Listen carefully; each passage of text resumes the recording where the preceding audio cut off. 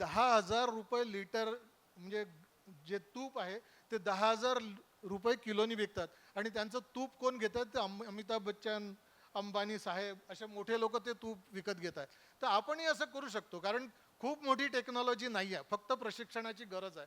सहकारी तत्वावर दुधाचं संकलन याबद्दल मी तुम्हाला सांगितलं आहे. आणि काही नवीन टेक्नॉलॉजी आपल्याला जर उपयोगात आणता आली तर ती अजून या व्यवसायात तुम्हाला फायदा मिळू शकते.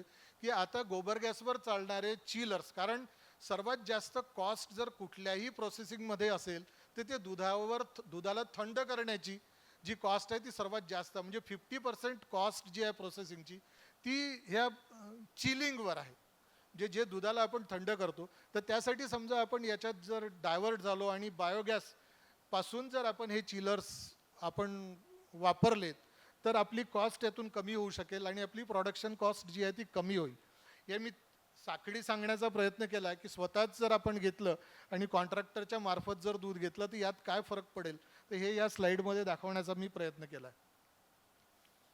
तशीच ही साखळी आहे. एक साधं मूल्यवर्धनाचं उदाहरण मी इथे दिलेलं आहे की आपण नुसतंच दूध जरी आज आपण कुठल्याही कोऑपरेटिव्ह किंवा संकलन केंद्राला जर देतो म्हटलं तर त्याचा ऑन अँड ॲव्हरेज रेट जे आहे तो, म्हणजे गाईचं दूध असेल तर 37-35 ते 37 रुपये तुम्हाला मिळेल.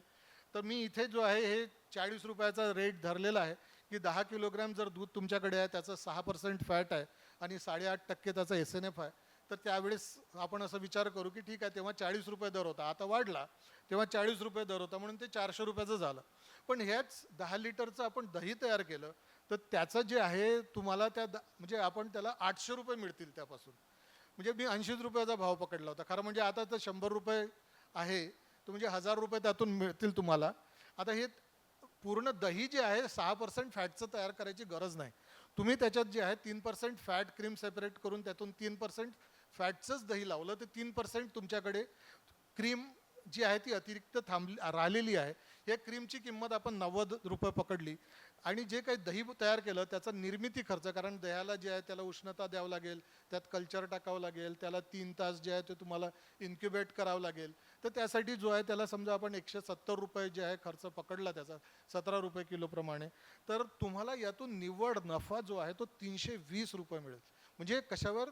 हा ॲडिशनल, म्हणजे तसा तर 800च मिळणार, डबल झाला त्याचा. म्हणजे जे आपले मोदी साहेब म्हणतात की उत्पन्न जे आहे फार्मर्सचं आपल्याला डबल करायचं, जर उत्पन्न शेतकऱ्यांचं डबल जर करायचं असेल तर या आपल्या डेअरी व्यवसायाशिवाय दुसरा कुठलाच व्यवसाय नाही की ज्यामुळे शेतकऱ्यांचं उत्पन्न जे आहे ते दुप्पट होऊ शकेल. आता हे जे आहेत मूल्यवर्धित जे पदार्थ आहेत हे किती प्रकारचे आहेत? ते आपण जे आहे दुधास आटवून तयार केलेले पदार्थ आहेत, आपण जसं खवा तयार करतो, बासुंदी तयार करतो, हे जे पदार्थ आहेत. फर्मेंटेड प्रॉडक्ट्स आहेत, दही, चक्का, श्रीखंड आहेत. गरम दुधात समजा आपण ॲसिडनी फाडतो, त्याला त्यापासून आपण पनीर, छन्ना, रसगुल्ला, रसमलाई हे बनवतो. आणि खूप जास्त फॅट असलेले जे प्रॉडक्ट आहेत, क्रीम आहे, आपले लोणी आहे, तूप आहे, हे पदार्थ. आता संपूर्ण बाष्पीभवन करून जर केलं तर आपण दूध पावडर तयार करू शकतो. आणि अति तापमानावर, म्हणजे थंड तापमानावर तयार, तर आपण आईस्क्रीम वगैरे तयार करू शकतो, कुल्फी तयार करू शकतो.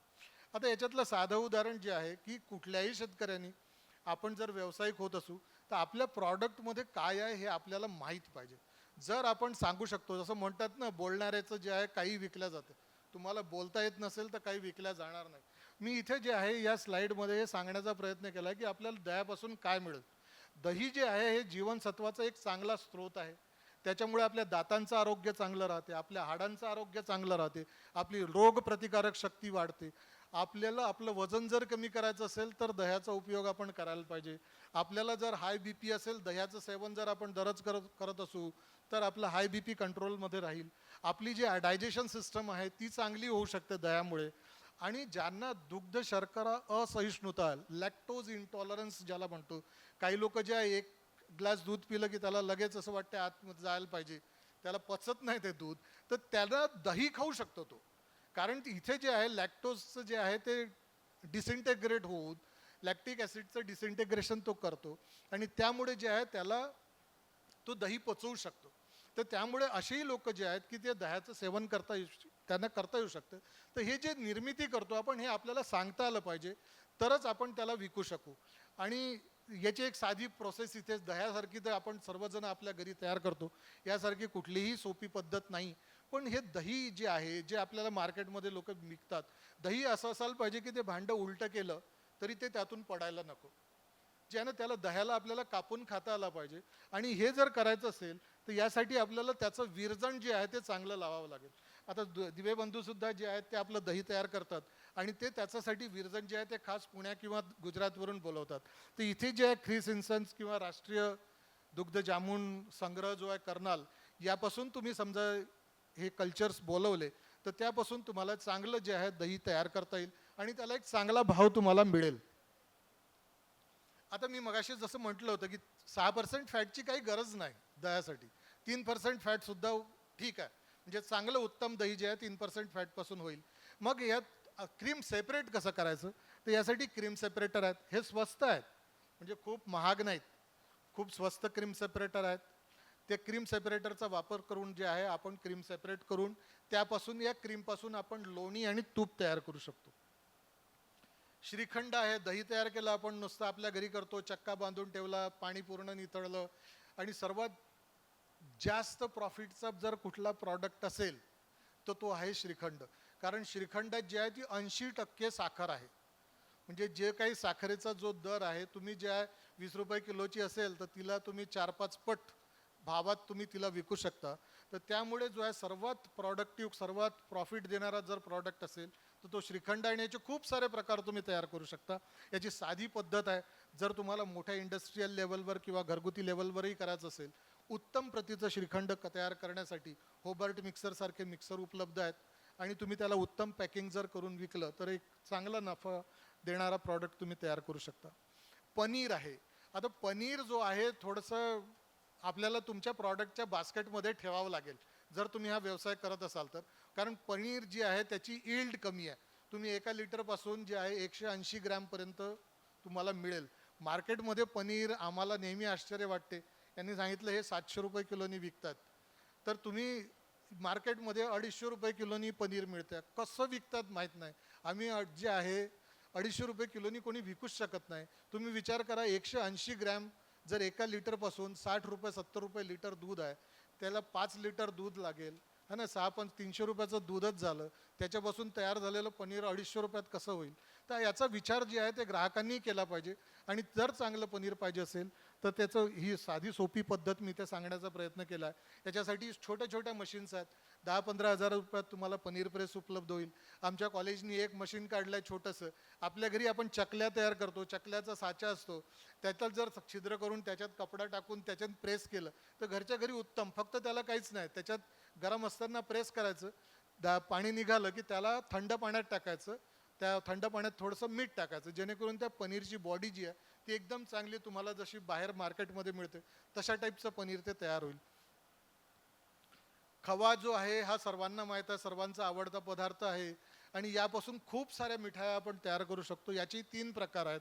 त्याच्यात पिंडी आहे, धाप आहे, दाणेदार. आणि हे तिन्ही प्रकार जे आहेत फक्त मॉइश्चर कंटेंटवर त्याचे उपलब्ध आहेत. आता हे खवा तयार करण्याच्या मशीन्स आहेत. तुम्हाला ह्या बिझनेसमध्ये यायचं असेल, तुम्ही काही शेतकरी एकत्र मिळून जर येत असाल, आम्ही आमच्या कॉलेजनी जे आहे 2 खवा क्लस्टर तयार केले आहे. एक भूमला केला आहे, एक आपल्या नांदुऱ्याला केला आहे आणि तिसरं आता जे आहे आपलं वाशिम जिल्ह्यात एक होते आहे. तर याला जे आहे DICची ग्रँट आहे ते जवळपास 10 कोटीपर्यंत त्याला ग्रँट देत आहेत. तर तुम्ही सर्व शेतकरी एकत्र येऊन ते खवा क्लस्टरसुद्धा तुम्ही फॉर्म करू शकता. आणि या खव्यापासून तुम्ही जे आहे, इथे मी लिहिलं आहे की कुठल्या याच्यापासून कुठला पदार्थ तयार होतो, तर तसे तुम्ही पदार्थ तयार करू शकता. आजकाल मशीन्सही उपलब्ध आहेत. तुम्हाला पेढा हातावर तयार करायची गरज नाही. पेढा रोलिंग मशीन्स आहेत, बॉल फॉर्मिंग मशीन्स आहेत. या सर्व जे आहेत त्या मशीन्स उपलब्ध आहेत. मगाशी मी सांगितलं की जे काही तुमच्याकडे क्रीम उपलब्ध असेल त्यापासून तुम्ही लोणी तयार करू शकता. हे जे आहेत ते बेलोना पद्धतीने तयार करत होते, तर त्याचा रेट खूप आहे. तुमचा ग्राहक कसा आहे त्याच्यावर अवलंबून राहून तुम्ही ते करू शकता. आता जे आहे तुम्ही याच्यात छोट्या छोट्या गोष्टी आहेत की याच्यात जे आहे तुम्हाला तूप जर तयार करायचं असेल, या तूप आपण जे तूप पाहतो त्याचा सुगंध खूप चांगला यायला पाहिजे आणि ते रवाळ असायला पाहिजे, तरच ते तुपाला ग्राहक मिळेल. जर ते पेस्टी असेल, कोलगेटसारखं असा टच होत असेल त्याचं, कोणी घेणार नाही ते. आता रवाळ करायची एकदम साधी सोपी पद्धत आहे. तूप तयार झाल्यानंतर त्याला एक तर सुगंध येण्यासाठी, त्याचा जो फ्लेवर ॲरोमा जो म्हणतो तो येण्यासाठी त्याला तुम्ही जे आहे 28 डिग्री ±1 डिग्री एवढ्या तापमानावर त्याला 24 तास ठेवून द्या. त्याच्यावर ठेवलं की त्याच्यात जे आहे अतिशय सुंदर दाणेदार तूप तुमचं तयार होईल. आता त्याचा ॲरोमा येण्यासाठी काय कराल, तर तुपाला जे आहे तुम्ही 110 डिग्री सेंटीग्रेडपेक्षा जास्त तापमानापर्यंत तापवा. 110 किंवा 112 115, मी तर 118 पर्यंत गेलो आहे. 118वर जर आलं तर ते जे आहे अतिशय उत्तम. आपल्याला जे अमूलचं जे तूप आहे, अमूलचं तूप हे कच्चा तूप आपण त्याला म्हणतो, कच्चा घी म्हणतात ते लोक. कारण ते जे आहे पोळी जेव्हा गरम असते त्यावर लावण्यासाठी आहे. त्याचं टेम्परेचर तेव्हा वाढते आणि तेव्हा त्याला ॲरोमा येतो. तुम्ही तसा ॲरोमा घेतला तर त्याचा येणार नाही. पण तोच तुम्ही 118 पर्यंत जर त्याला तापवलं तर त्याचा ॲरोमा खूप उत्तम येईल. आणि त्यापासून जसं म्हटलं की हा सर्वात महाग प्रॉडक्ट जर असला आपल्या डेअरी इंडस्ट्रीचा तर हा तूप आहे. आणि हे तूप आपल्याला ॲज ए बाय प्रॉडक्ट म्हणून तयार करता येईल. कारण जे काही प्रॉडक्ट आपण तयार करतो आहे त्याच्यातलं 1% 2% क्रीम आपण सेपरेट करून जर केलं आणि जर क्रीम गोळा करून त्यापासून तूप तयार केलं तर तुमचा हा एक्स्ट्रा प्रॉफिट देणारा हा पदार्थ राहील, जो की सर्वात जास्त प्रॉफिट देईल तुम्हाला. यासाठी मोठ्या स्तरावर जे आहेत ते अविरत लोणी, कंटिन्युअस बटर मेकिंग मशीन्स आहेत, बॅच बटर मेकर्स आहेत, हे सर्व उपलब्ध आहेत आणि अतिशय स्वस्तात आहेत. फक्त तुम्हाला जे आहे ते त्यावर कसं करता येईल, आपल्याला आपल्या सोयीने कशी त्याची निवड करता येईल हे आपल्याला पाहावं लागेल. या स्लाईडमध्ये जे आहेत तुम्ही एक घरगुती स्तरावर, कुटीर स्तरावर जर आपल्याला उद्योग तयार करायचा असेल तर त्यासाठी कुठल्या मशीन्स लागतील आणि काय लागेल याची एक मी माहिती देण्याचा प्रयत्न केला आहे. तुम्ही जे मिनिस्ट्री ऑफ फूड प्रोसेसिंग इंडस्ट्रीजच्या साईटवर गेलात तर तिथे त्यांनी 50,000 लिटरपासून ते 5,00,000 लिटरपर्यंत लागणाऱ्या मशीन्सची यादी दिली आहे. आणि त्यासाठी त्याच्या किमती दिल्या आहेत की तुम्हाला प्रपोजल जे आहे ते किती रुपयापर्यंतचं बनवावं लागेल. तर तशी सर्व यादी जी आहे ती मोफीच्या साईटवर उपलब्ध आहे. तुम्ही त्या साईटला भेट देऊन त्यावरून ते करू शकता. मी एक छोटासा सारांश इथे देण्याचा प्रयत्न केला आहे की आपण दूध पाहिलं, दूध हे नाशिवंत आहे आणि ते 1 दिवस त्याची लाईफ आहे दुधाची. सरांनी म्हटलं की 3 तासाच्या आत त्याला थंड करावं लागते, नाहीतर जे आहे ते खराब होऊन जाईल. पण याच दुधात समजा एक थेंब आपण ताकाचा टाकला तर या ताकाच्या थेंबाने काय होईल की त्याच्यापासून दही तयार होईल आणि त्या दह्याची जी आहे लाईफ आपण 3 दिवस समजू. समजा या दह्याचं आपण त्याला घुसळलं आणि त्यापासून लोणी तयार केलं तर हे लोणू जे आहे ते आपलं 3-4 दिवस ते टिकेल. पण हेच लोणी जर आपण उकळून त्याला तापवलं तर त्यापासून जे तूप बनेल, हे तूप जे आहे ते आपण वर्ष आपल्या आयुर्वेदात असं सांगितलं आहे की जितकं जास्त जुनं तूप तेवढी त्याची आयुर्वेदिक व्हॅल्यू जास्त. तर आपण जे जे नाशिवंत दूध आहे, ह्या नाशिवंत दुधात जे आहे कधीही खराब न होणारं तूप लपलेलं आहे. तसंच आपल्या मानवांचं आहे. आपल्या प्रत्येकात प्रतिभा आहेत, क्षमता आहेत आणि या क्षमतेला, या प्रतिभेला जर आपण त्याचं मंथन केलं, त्याला आपण थोडंसं तापवलं, खूप चांगला विचार केला, मेहनत केली तर आपण एक अतिशय उत्कृष्ट आणि यशस्वी उद्योजक बनू शकतो. हे या स्लाईडमधून मी सांगण्याचा प्रयत्न केला. तुम्ही अतिशय शांतपणे मला ऐकून घेतलं त्याबद्दल मी आपले आभार मानतो. Thank you very much. धन्यवाद वास्तिक साहेब. अगदी साध्या आणि सोप्या भाषेत मिल्क अँड मिल्क प्रॉडक्टबद्दल आपण सांगितलेलं आहे. त्याचा फायदा निश्चितच आपण या ठिकाणी घेणार. आजच्या कार्यक्रमाच्या शेवटी माननीय दास गोसाहेब आलेले आहेत, हल्दीराममध्ये काम करतात आहे. त्यांना मी विनंती करतो आपको स्पीच करना है.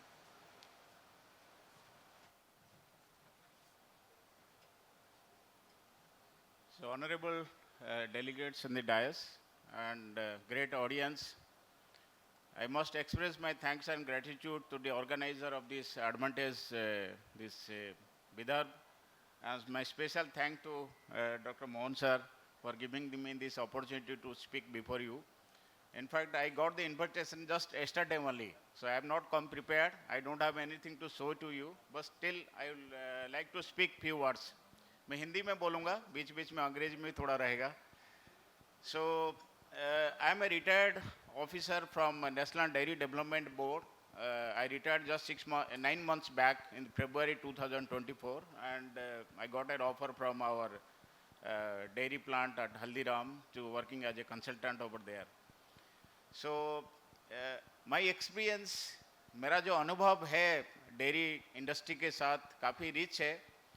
लगभग 35 साल मैंने फार्मर्स और फार्मिंग कम्युनिटी के साथ काम किया.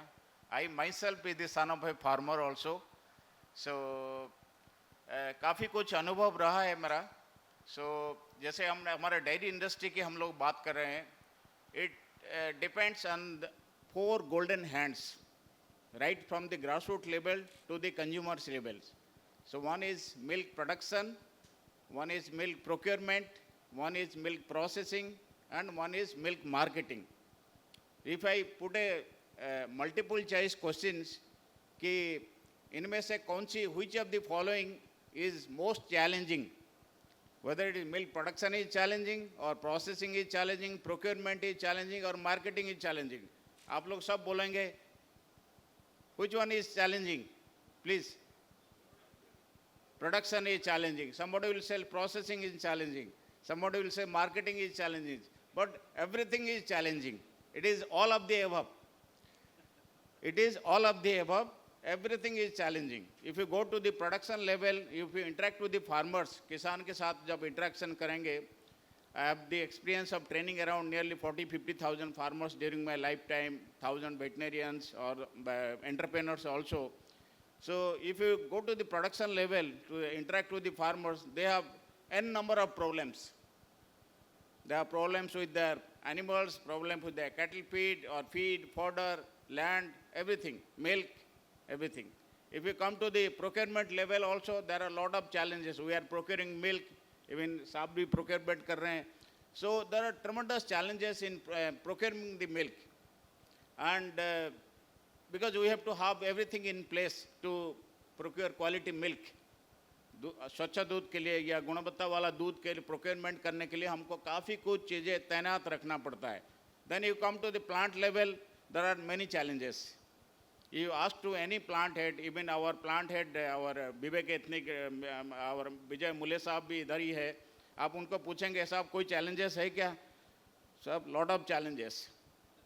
12 महीने में 13 ऑडिट होता है. कहते हैं ना 12 महीने में 13 पर्व होता है, तो डेयरी प्लांट में भी 12 महीने में 13 ऑडिट होता है. कभी BIS ऑडिट, कभी ISO ऑडिट, कभी फसाई का ऑडिट, कभी इंटरनल ऑडिट, कभी safety audit. So many audits, because you have to comply to the guidelines which are there in the FSSAI guidelines or BIS guideline or ISO guideline. You have to comply to the requirements. So a lot of challenges. If you come to the marketing also, lot of challenges. Consumers have lot of expectations. है कि नहीं है? So challenges are everywhere. Life is full of challenges. No life is there which is devoid of challenges. We have to live with the challenges. We have to live with like this. Anyway, but we have to live happily. If you ask to the farmers, are you happy? No, I am not happy. Why? Rate नहीं मिलता है, दूध का price नहीं मिलता है. हमको 35 रुपए में दूध मिलता है. हम गिर गाय का दूध देते हैं, आप 35 रुपए देते हो, 38 रुपए देते हो. क्या होगा उससे? देसी गाय का दूध 80 रुपया, 90 रुपया, 100 रुपया बिकता है. I mean, I myself, during my last 2.5 years tenure in Punjab, I bought 120 rupees worth Sahiwal cow milk.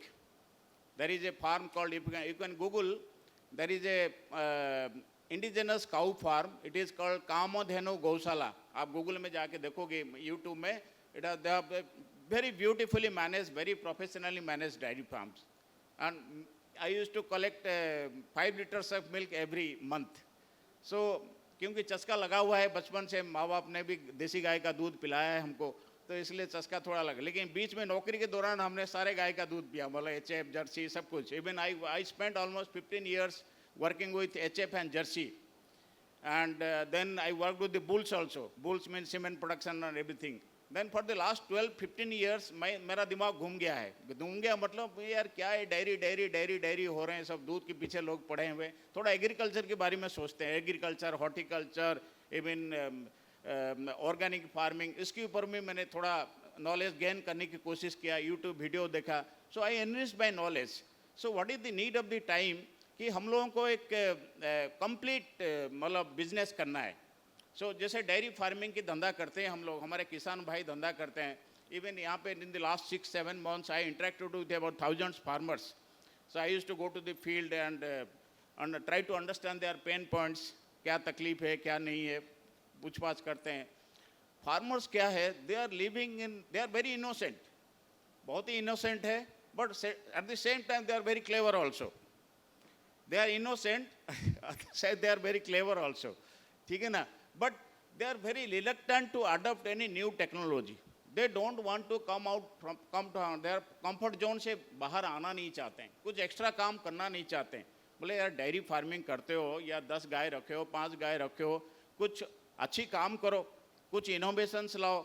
जैसे आप अच्छी गाय रख, जैसे साहब ने ब्रीडिंग की बात किया. सो डेयरी फार्म मैनेज, मतलब डेयरी एनिमल मैनेजमेंट में क्या क्या चीज़ें हैं. Simply you have to give them good feeding management, breeding to produce better germplasm, better calf in the future, feeding, breeding and health care. Health care मतलब बीमारी के रख रख. अभी बीच में एक लंपी बीमारी आया, सब परेशान हो गए. इवन और डॉक्टर कम्युनिटी और साइंटिफिक कम्युनिटी भी डम्फाउंड हो गए, यार कौन सी बीमारी आ गया है, क्योंकि पहले कभी था ही नहीं. जैसे हमारे जो कोविड का बीमारी आया, तो उसी तरह एक LSD बीमारी आया गया, उसमें सब डम्फाउंड हो गए, यार क्या करें. So we lost lakhs of cows. So उसके लिए क्या करना चाहिए, how to improve our health and wellness of the cows. Even अपनी हेल्थ के ऊपर ध्यान नहीं दे पाते हैं. Even let me tell you, I am also running 61, but never have been to a doctor, nor never have taken a single pill in my life, almost in the last 40 years. So that is the beauty of my health. So I always try to keep myself healthy by taking good food. By कहते हैं ना, आप इतना head clean रखो, heart clean रखो, है ना, and body, mind and heart, ये तीनों चीज़ को आपको इंटीग्रेट करके रखना है ताकि आप हेल्दी बने. अच्छी सोच विचार रखो, दिल को साफ रखो और खाना अच्छा खाओ, तो you will be healthy throughout. So गाय को भी वही चाहिए. सो गाय को जैसे गाय भैंस है, लोग पालन पोषण करते हैं, but there is no scientific approach. Even Punjab की बात है, I was also there in Punjab for about 7.5 years. They have a very scientific approach to the dairy farming. That's why their farming is profitable. No doubt they rear HF and Jersey cows. 40 litre वाला गाय भी रखे हैं, 50 litre वाला गाय भी रखे हैं. भले वो दो बार के बाद इसकी हालत ख़राब हो जाए या 3 बार दूध देने के बाद हालत ख़राब हो जाए, लेकिन दे rear those cows. 40 लीटर वाला 50. Even I worked with cows yielding 55 liters of milk in our NDTV farm at near Lucknow. So it is not the question of production or productivity, it is the question of management. So we have to, हम लोगों को क्या है, management intervention करनी है जिससे हमारा production बढ़ सके और प्रोडक्टिविटी बढ़ सकते. वो चीज़ें नहीं है. खाना खिलाता है, बीमारी के लिए टीका लगा लेता है, वैक्सीनेशन हो गया, बारिश का मौसम आ गया, टीका लगा दिया, चलो HS के लिए, BQ के लिए, FMD के लिए, LSD के लिए बचाव हो गया. खाना चलो कैटल फीड मिल जाता है, कहीं घास चारा मिल जाता है, एग्रीकल्चरल वेस्ट मिलता है. गाय क्या है, गाय किसी का नुकसान नहीं करता है. कहते हैं ना, nothing is lost when cow dies except her cry, है कि नहीं है. सो गाय जो है हमारा जो एग्रीकल्चरल वेस्ट को, they are the best converter of agricultural waste. They are the best. आज तक साइंटिफिक कम्युनिटी ने, हमने रॉकेट बना दिया, जाके चांद पे आके पहुंच गया या मंगल में जाके पहुंच गया, अपने हवाई जहाज पे उड़ रहे हैं 20,000 मतलब 40,000 50,000 ऊंचाई पे, लेकिन आज तक ऐसी कोई मशीन नहीं डेवलप हुआ कि एक तरफ से घास चारा डालो, फीड डालो, कचरा डालो और दूसरे तरफ से दूध आ जाएगा. ऐसा कोई मशीन निकला है? नहीं निकला है, ना निकलेगा. बिकॉज दिस इज ए, सो गाय एक ऐसे अद्भुत प्राणी है, ईश्वर ने इंसान को दिया है कि बेटा तू, बहन तू गाय के साथ, मतलब इंसान के साथ रहेगा और उसका सारे कचरा खाएगा और उसको अच्छी पदार्थ देगा जो दूध है. लेकिन हम लोग दूध के पीछे पड़ गए और दूसरी चीज़ों को भूल जाते हैं. इसलिए मैं for the last 12-15 years I used to make a dialogue like this कि cow doesn't give only milk. गाय सिर्फ दूध नहीं देती है. Cow gives milk, cow gives cow dung, cow gives a calf, cow gives urine. Even if it dies also, that also can be utilize very properly. We don't burn it using the chandan lakdi. गाय को कोई वो करता है क्या? कोई नहीं करता. कहते हैं कोई अगर देसी गाय अगर मर जाता है, वो 1 एकड़ की ज़मीन, उसकी जो अवशेष है 1 एकड़ की ज़मीन को उर्वर बना सकता है. ये आयुर्वेद में हमारा लिखा हुआ है. Anyway, so cow doesn't give only milk. ये चीज़ें हमारे किसान के दिमाग में आज तक घुसा नहीं है. हम किसान को बोलते हैं यार तुम एक गोबर गैस प्लांट लगा दो, अगर 25-30 हज़ार 40 हज़ार खर्चा भी हुआ, तुम्हारा 1 साल में तुम्हारा सिलेंडर का खर्चा 0 हो जाएगा. तुमको 1000 रुपया वाला सिलेंडर खर्चा करने की ज़रूरत नहीं है. लेकिन नहीं साहब, ये सब बातें मत करो, है कि नहीं है. तुम यार गोबर को इस्तेमाल करके खेत में इस्तेमाल करो, तुम्हारा यूरिया डीएपी पेस्टिसाइड की खर्चा बच जाएगा। नहीं साहब, वो गोबर से कुछ नहीं होला, वो बेकार है, वो पोटी है, वो उससे कुछ नहीं होने वाला है, वो सड़क किनारे फेंक देते हैं। इसलिए सरकार ने लेकर आया गोवर्धन स्कीम। अब देखिए अभी इतनी सारे इंडस्ट्रीज आ रहे हैं, बायो इंडस्ट्रीज है, बायोगैस इंडस्ट्रीज आ रहे हैं जो सीएनजी बनाएंगे। अभी गोबर से भी सीएनजी बनेगा। अभी तो गोबर गैस बना रहे थे, उसको प्यूरिफाई करके हम सीएनजी बना रहे हैं, ठीक है ना। सो किसान जो है कुछ इंटीग्रेटेड फार्मिंग करे। Integrated farming, how to improve enhance the profitability from the dairy farming. So कैसे बनेगा, एक होलिस्टिक अप्रोच करना पड़ेगा अपन को। इंटीग्रेटेड फार्मिंग सिस्टम मॉडल, मतलब अगर किसी के पास जमीन है, सपोज कोई एंटरप्रेन्योर है, he want to put up a dairy farm. कई मेरे पास आते हैं, मैंने उनको इंटरव्यू लेता हूँ, क्या 3 सवाल मैं करता हूँ कि तुम्हारे पास जमीन है, ठीक है, okay, pass. Are you ready to work for 24 hours, yes और no? No, then you don't jump into this business, okay. So ये क्वालिफिकेशन है, जमीन होना चाहिए और उसका इंटरेस्ट होना चाहिए। You should love the business which you are doing. आप कोई बिजनेस करोगी, आप गोबर से नफरत करोगी, गाय से नफरत करोगी, इसका पेशाब से नफरत करो, तो you can do the business. I have seen in Punjab, I have visited almost 100 dairy farms in Punjab. सरदारों को देखा हूँ मैंने, बेचारे दिन भर काम करते रहते हैं और रात को जो पार्टी फार्टी होता है ना, कोट टाई पहन के ऐसे आते हैं, पहचान नहीं पाओगे उनको, लेकिन सवेरे गोबर खींचते रहते हैं वो लोग। अपना डेयरी फार्म पे गोबर खींचते हैं, मिल्किंग करते हैं, सब कुछ करते हैं। सो ये चीज़ें हैं। So this is difference. So जब तक किसान अपने थोड़ा कंफर्ट जोन से नहीं बाहर नहीं आएगा, तब तक ये सब काम नहीं होगा। सो इंटीग्रेटेड फार्मिंग मतलब क्या है, आपको गाय भी रखना है। सपोज आपके पास 5 एकड़ जमीन है, 5 एकड़ land means you can very well keep at least 20 cows और 25 काउज। उधर बफलोज भी होगा चलेगा, क्योंकि 1 एकड़ में 4 गाय आप पाल सकते हो।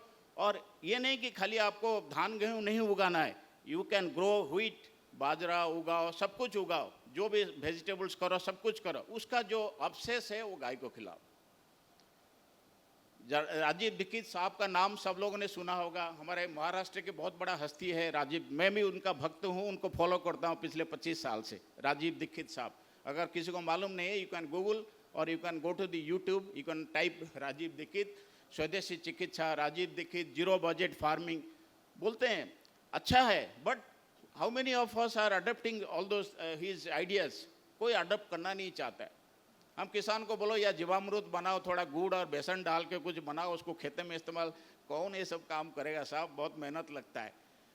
एवरेज फार्मर्स जो है ना, जो नौकरी वाला तो 8 घंटे 10 घंटे 6 घंटे काम कर लेते हैं, लेकिन एवरेज फार्मर्स अगर पूरे साल का अगर गिनती करें ना, कितने घंटे काम करता है बताइए आप। Hardly he works for 3 to 4 hours every day. अगर 365 दिन एवरेज करो, मेरा ये मतलब असम्पशन है। अगर वो थोड़ा ज़्यादा काम करेगा तो रिजल्ट भी अच्छा मिल सकता है। हर चीज़ को इस्तेमाल करेगा, उसको भी रिजल्ट अच्छा मिल सकता है। गाय का गोबर का इस्तेमाल करें, जैसे बच्चे की बात करें, ब्रीडिंग की बात करते हैं हम लोग, बच्चे की बात करते हैं। आपको मालूम है जितने भी गाय बच्चे देती है ना, 50% तो मर जाते हैं, 50% मर जाते हैं, बिकॉज हेल्थ केयर फैसिलिटीज़ है नहीं। हेल्थ केयर फैसिलिटीज़ नहीं है, गाय बच्चा दिया, कुछ ना कुछ बीमारी आएगा, मर गया। सो ट्रेनिंग की सबसे बड़ी ज़रूरत है क्वालिटी मिल्क प्रोडक्शन के लिए या क्वालिटी एनिमल मैनेजमेंट प्रैक्टिसेस के लिए। ट्रेनिंग की बहुत ज़रूरी है। So because I was the principal of the NDDB Training Institute for about 9 years, so we trained so many people. Farmers are living in abject ignorance. कुछ मालूम नहीं है उसको। वो दूध लेके आते हैं, कहीं मक्खी गिराए तो हाथ डाला निकाल दिया।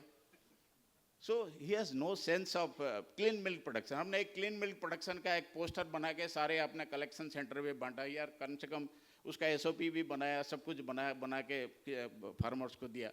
So clean milk production practices के ऊपर ट्रेनिंग होनी चाहिए। एडवांस डेयरी एनिमल मैनेजमेंट के ऊपर प्रैक्टिसेस होना चाहिए। Advance dairy animal, it is not only confined to feeding, breeding and health care, उसके ऊपर से टूल्स एंड टेक्निक्स के ऊपर भी ट्रेनिंग होना चाहिए। मैकेनाइजेशन के ऊपर थोड़ा ट्रेनिंग होना चाहिए। मैं कभी कभी किसान को बोलता है, यार तेरे पास 10 गाय है, तू एक छोटा सा ड्रिंकिंग बाउल लगा दे, ऑटोमेटिक ड्रिंकिंग बाउल। मैं 35 साल से देख रहा हूँ अपना NDDB का फार्म से। सिंपल है, जैसे अपना ओवरहेड टैंक से पानी आता है, एक ड्रिंकिंग बाउल लगा दो, आजकल 1000-1200 रुपये में मिल जाता है। गाय जाएगा, अपने आप दबाएगा, अपने आप पानी पिएगा। You don't have to put up a huge tank. जैसे हमारे साहब ने बताया पंजाब की बारी में, टूल्स एंड टेक्नोलॉजी ये लोग इमीडिएटली अडॉप्ट करते हैं। पंजाब की जो मेंटालिटी है ना, they adopt the technology without any question. इसलिए सारे ICAR का इंस्टीट्यूट भी वहीं पर है सब लोग, ठीक है ना। सो छोटी मोटी जो टेक्नोलॉजी, सो डेयरी फार्मिंग का जो काम है आसान बना सकते हैं। काम को आसान बनाने की समय है ना, काम को पहाड़ बनाना है हमको। अगर 10 गाय रखना है, 20 गाय रखना है, 25 गाय रखना है, you can milk the cows by machines, you can fetch water through automatic drinking bowl, you can have your cooling system also. Cow cooling system भी आजकल आ गया है, सब कुछ में क्या, इवन डंग स्क्रैपर भी आ गया, काउ डंग भी स्क्रैप हो जाता है। इट इज, अब जैसे गोबर गैस की प्लांट है, मैं कब किसान को बोलता हूँ, यार घर जब बनाते हो, टॉयलेट तो बनाते हो नहीं बनाते हो, बाथरूम तो बनाते हो ना, it is just like creating a toilet for the cows. Even मैंने कहा ना, I am the son of a farmer, I have got about 15 cows in my house in Orissa. I basically belong to Orissa. So 12 गाय था। So after retirement हमारा एक छोटा भाई है, वो अपना कर रहे हैं, शुरू से ही वो धंधा कर रहे हैं। सो मैंने बोला ये गोबर गैस प्लांट लगा दे। सो मैंने एक गोबर गैस प्लांट लगा दिया, बड़ा सा गोबर गैस 25 क्यूबिक मीटर का एक गोबर गैस प्लांट लगा। It is running successfully for the last 5 years। वो बैलून वाला है ना, शिवलिंग की तरह, वो पूरा 10 फीट ऊंचा और 10 फीट अंडरग्राउंड, 10 फीट जमीन के ऊपर। 5 साल हो गया, हमारे घर पे 10-12 लोग हैं, खाना भी बनता है, गायों के लिए खाना बनता है, और गोबर का जो खाद है वो पूरा इस्तेमाल होता है। So I have demonstrated that this can be successful. हाँ, चूल्हा की जब बात आता है, भैया 2 चूल्हा भेज दो हमारे पास। मैं अभी बात कर रहा था, क्यों, फार्मर्स का माइंड सेट ऐसा है, वो खर्च नहीं करना चाहता है वो, ठीक है ना। इन्वेस्टमेंट करोगे आप, 30,000 रुपया खर्च नहीं करोगे तो कैसे आप बचेगा कैसे। एक बार मैं एक छोटा सा किस्सा सुनाऊंगा। मैं गया था कनगांव करके हमारा एक चिलिंग सेंटर है, वहाँ पे गया था। वहाँ पे एक 3-4 एकड़ का एक सिंगल प्लॉट था। एक बुढ़ा फार्मर जो था, वो ही वॉज स्प्रेइंग समथिंग। मैंने उसको बुलाया, बोला भैया आओ इधर, वो ये खेतों में क्या स्प्रे कर रहे हो। बोला साहब राउंड अप। क्या, वो जंगली घास मारने वाला जो है ना, वो राउंड अप स्प्रे कर रहा हूँ मैं। बोले इससे क्या होगा। बोला घास जल जाएगा। आपको मालूम है राउंड अप का क्या असर है। It is a weedicide, it kills all the weeds, but जड़ नहीं मरता है, कभी जड़ नहीं मरता है, लेकिन जमीन को बर्बाद कर देता है। जमीन हमेशा मैं किसान को बोलता हूँ, जमीन एक जीवन पदार्थ है। It has lifes, it has fungus, it has bacteria, it has virus, it has insects, everything which are responsible for making the soil fertile. जमीन को उर्वर करने के लिए ये चीज़ की जरूरत है। आप राउंड अप डालोगे, जहर डालोगे जमीन में, तो क्या होगा। कहते हैं ना, जल और जंगल और जानवर, ये तीनों चीज़ को हमको साथ में लेके चलना है कि नहीं। और तो क्या करता है, बोला साहब ये ज़मीन आप ले लो ना, आप खेती करो, हमसे नहीं होता है, हम तो मर गए बेचारे। अब बिल्कुल स्केलेटन जैसा किसान है, 3 एकड़ ज़मीन है। अब पंजाब के पास आप साहब को पूछ लीजिए, पंजाब के पास जिसके पास 5 एकड़ ज़मीन है ना, वो करोड़पति है। वो he earns crores, he at least takes 3 to 4 crops in a year। अभी जो इंटरक्रॉपिंग होता है ना, 2 महीने का जो गैप मिलता है, और गेहूं की फसल कटाई हुआ और धान की फसल चालू हुआ, उसमें 3 महीने का फसल आता है। उसमें आजकल साइलेज प्रोजेक्ट चालू कर दिया। साइलेज मतलब हरा चारा। किसान कई कंपनी आ गए तो बोलते हैं आप बाजरा उगाओ, मक्की उगाओ, हम आपका खरीद लेंगे। अभी कुछ सेंट्रल सेक्टर प्रोजेक्ट के बारे में मैं बात करूंगा अभी। सो सेंट्रल सेक्टर प्रोजेक्ट साहब ने भी बताया, कुछ गवर्नमेंट का भी स्कीम है, केंद्र सरकार का भी स्कीम है, बहुत सारा स्कीम है। हमारे जो फार्मर्स है ना, जो प्रोग्रेसिव फार्मर्स, वो भी आगे बढ़ता नहीं है। मैं कई फार्मर्स के पीछे पड़ा हूँ, यार तुम आओ तो सही, I am ready to help you. हमारे डिप्टी कमिश्नर साहब है, या जो तुम्हारा एप्लीकेशन फॉरवर्ड करने वाला है, आप आओ तो सही। www.udyamimitra.com है ना, आप उस साइट में जाओगे, कौन सी योजना के लिए अप्लाई करोगे, आपको 10 लाख, 20 लाख, 25 लाख, 50 लाख तक। अभी रिसेंटली मैं सुन रहा था, अभी एक हीफर रियरिंग सेंटर आ रहे हैं। हीफर रियरिंग सेंटर मतलब जो फीमेल बच्चे होते हैं ना, आप उसको मर जाते हैं तो उनको ले लो आप, जैसे भैंस का है या गाय का है, आप लेके उसको रियर करो, उसके बाद उसको प्रेग्नेंट करके बेचो। It's a very good project and they are giving up to crores of rupees subsidy। So government का जो स्कीम का भी फ़ायदा उठाना, ये हमारे किसानों के लिए भी बहुत बड़ा योगदान हो सकता है। लेकिन किसान आगे बढ़ना नहीं चाहता है किसान, ठीक है, खाली दूध के पीछे पड़ा है। बस दूध का रेट बढ़ा दो, बस 60 रुपया 70 रुपया कर दो, बस हमारा सारे घर का सारे खर्चा निकल जाए, हमारा बाल बच्चे की भी शादी कर ले, पढ़ाई कर ले, सब कुछ कर ले। सो उससे नहीं होने वाला है, खाली दूध से कुछ नहीं होने वाला है। So you have to go beyond milk. अभी रिसेंटली आई वाज टॉकिंग, मैं बॉम्बे गया था, they called me for a lecture in milk quality and all. Export की था कि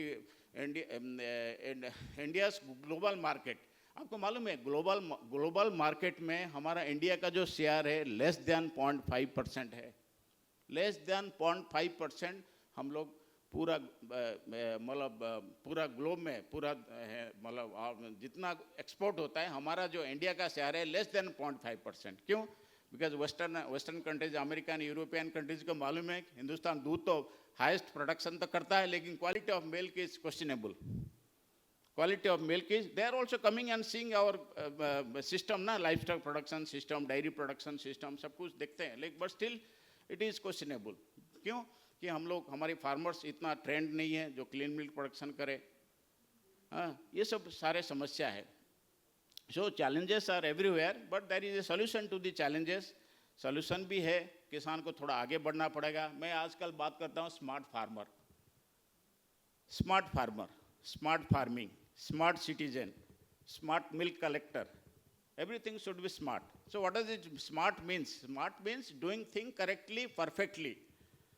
If you are producing milk, you should produce quality milk, taking care of all the facets. और सारे चीज़ को ध्यान में रखते हुए आपको क्लीन मिल्क प्रोडक्शन करना है। अगर आप डेयरी फार्मर हो, अच्छी फार्म चला रहे हो, your farm management should be perfect with use of all latest tools and techniques and technologies. Technology use नहीं करता है, गाय को अभी भी गले में रस्सी बांध के खिलाता है कि नहीं? अब I had a chance to go to Denmark also, Denmark and Germany. I saw many farms, they are all open. Even in Punjab, you go to Punjab, no Punjabi farmer they tie the cows. No Punjabi farmer they tie the cows. Those who are sensible farmers, they never tie the cows. Because बंधा हुआ गाय का, कहते हैं ना आयुर्वेद में क्या हुआ कि बंधा हुआ जो गाय होता है उसका दूध इतना अच्छा नहीं होता है जितना खुली गाय जो चरती फिरती है और दूध देती है। इसलिए हम लोग कहते हैं गोधुली। अब जैसे हमारे गिर जो काठियावाड़ी फार्मर्स है, भले ये लोग इग्नोरेंट है, इतना सेंसिबल नहीं है दूध की क्वालिटी के प्रति, बट फिर भी वो लोग चरा चुरे के अपना दूध दे देते हैं। उसमें सारे जड़ी बूटियों का गुण भी रहता है दूध में, खराब भी नहीं होता है, उसका सेल्फ लाइफ भी ज़्यादा होता है compare to our Jersey and HF cows, ठीक है ना? सो बहुत कुछ करने की बाकी है हमारे किसान के लिए। सो यही हमारे किसानों भाइयों के लिए यही गुजारिश है कि थोड़ा स्मार्ट बने, थोड़ा आगे आए, सरकारी सुविधा का फ़ायदा उठाए, टेक्नोलॉजी को थोड़ा अडॉप्ट करे, छोटे मोटे जो टूल्स है उसको भी इस्तेमाल करें ताकि उसका मेहनत कम हो। हमेशा पूछता है ना कि हमारा मेहनत ज़्यादा हो रहे हैं, बहुत मेहनत हम लोग गायों के पीछे कर रहे हैं, है कि नहीं? मैं कई फार्मर्स को ऐसे एनकरेज करता हूँ, यार करो तो सही, I am there to help you out. कोई ज़रूरी नहीं है कि आपको बहुत बड़ा ये करें, आपके पास 5 एकड़ ज़मीन है, आप 10 तो गाय नहीं रख सकते हो। सो इसलिए कहते हैं कि पशुपालन, खेतीबाड़ी और डेयरी, ये तीनों पैरेलल चलना चाहिए। कहते हैं ना both all three are complementary to each other, agriculture and animal, they should go parallel. जैसे मियाँ बीवी हम लोग साथ में रहना पड़ता है, अगर बाहर रहेंगे तो दोनों टेंशन में रहेंगे, है कि नहीं है? तो एग्रीकल्चर को एनिमल हस्बेंड्री के साथ बिल्कुल वेडिंग करना है, इंटीग्रेट करके चलना है। एग्रीकल्चर का जो आउटपुट है वो एनिमल हस्बेंड्री में खर्चा होगा, एनिमल हस्बेंड्री का जो आउटपुट है, काउ डंग है, काउ यूरिन है, whatever it is for the agriculture. जब तक वो इंटीग्रेशन नहीं होगा तब तक हमारे किसान परेशान रहेगा। Desires are not going to end, है कि नहीं? हैप्पीनेस एंड डिजायर, आपको मालूम है दोनों के बीच में क्या है? So happiness is inversely proportional to the desires, है कि नहीं है? अगर कोई खुश है तो क्या है?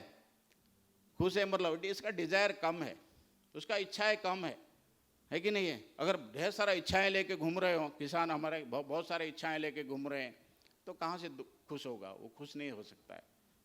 स्पिरिचुअलिटी तो कहता है we should always remain happy and jolly, always we should always remain in moderation, moderation में रहना चाहिए, ऑप्टिमम में रहना चाहिए। लेकिन कौन रहना चाहता है? हम लोग चाहते हैं we have to reach the pinnacle. So ये सब बातें हैं।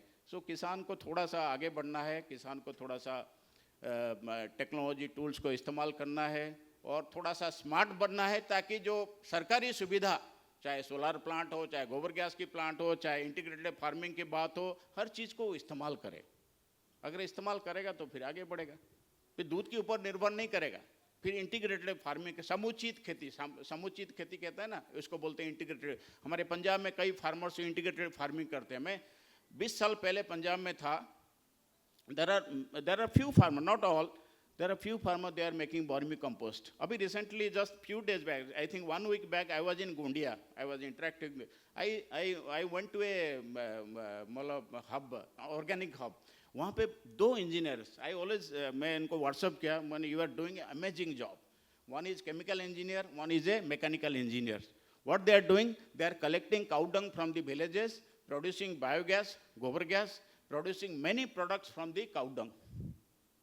They are वो धूपकाठी भी बनाते हैं, दीप भी बनाते हैं, फ्लाई रिपेलेंट भी बनाते हैं, फिर टॉयलेट साफ करने वाला चीज़ें भी बनाते हैं। क्या नहीं बनाते हैं वो लोग, ठीक है ना। सो सच पीपल, वो स्टार्टअप्स है and they are engineers, they are doing such things. So there are great opportunities ahead, industrial opportunity, बहुत सारे अपॉर्चुनिटीज है। We have to encash that. So that is the level of our dairy production system in the country. So we should not focus only on milk, we should go beyond milk. That is the right time, this is the right time. Then only, because हमको अर्थ को बचाना है, ये धरती को बचाना है कि नहीं है। So जमीन, जल और जानवर, ये तीनों को हमको साथ में रखना पड़ेगा। So इसी के साथ मैं अपनी स्पीच को विराम देता हूँ। Thank you so much, thank you for your patient audience. नमस्ते।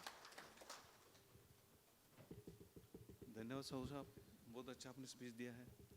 आता या ठिकाणी हल्दीरामचे जनरल मॅनेजर मिस्टर मुळे साहेब आलेले आहेत, ते आपलं थोडक्यात मनोगत व्यक्त करतील कार्यक्रमाच्या बाबतीत।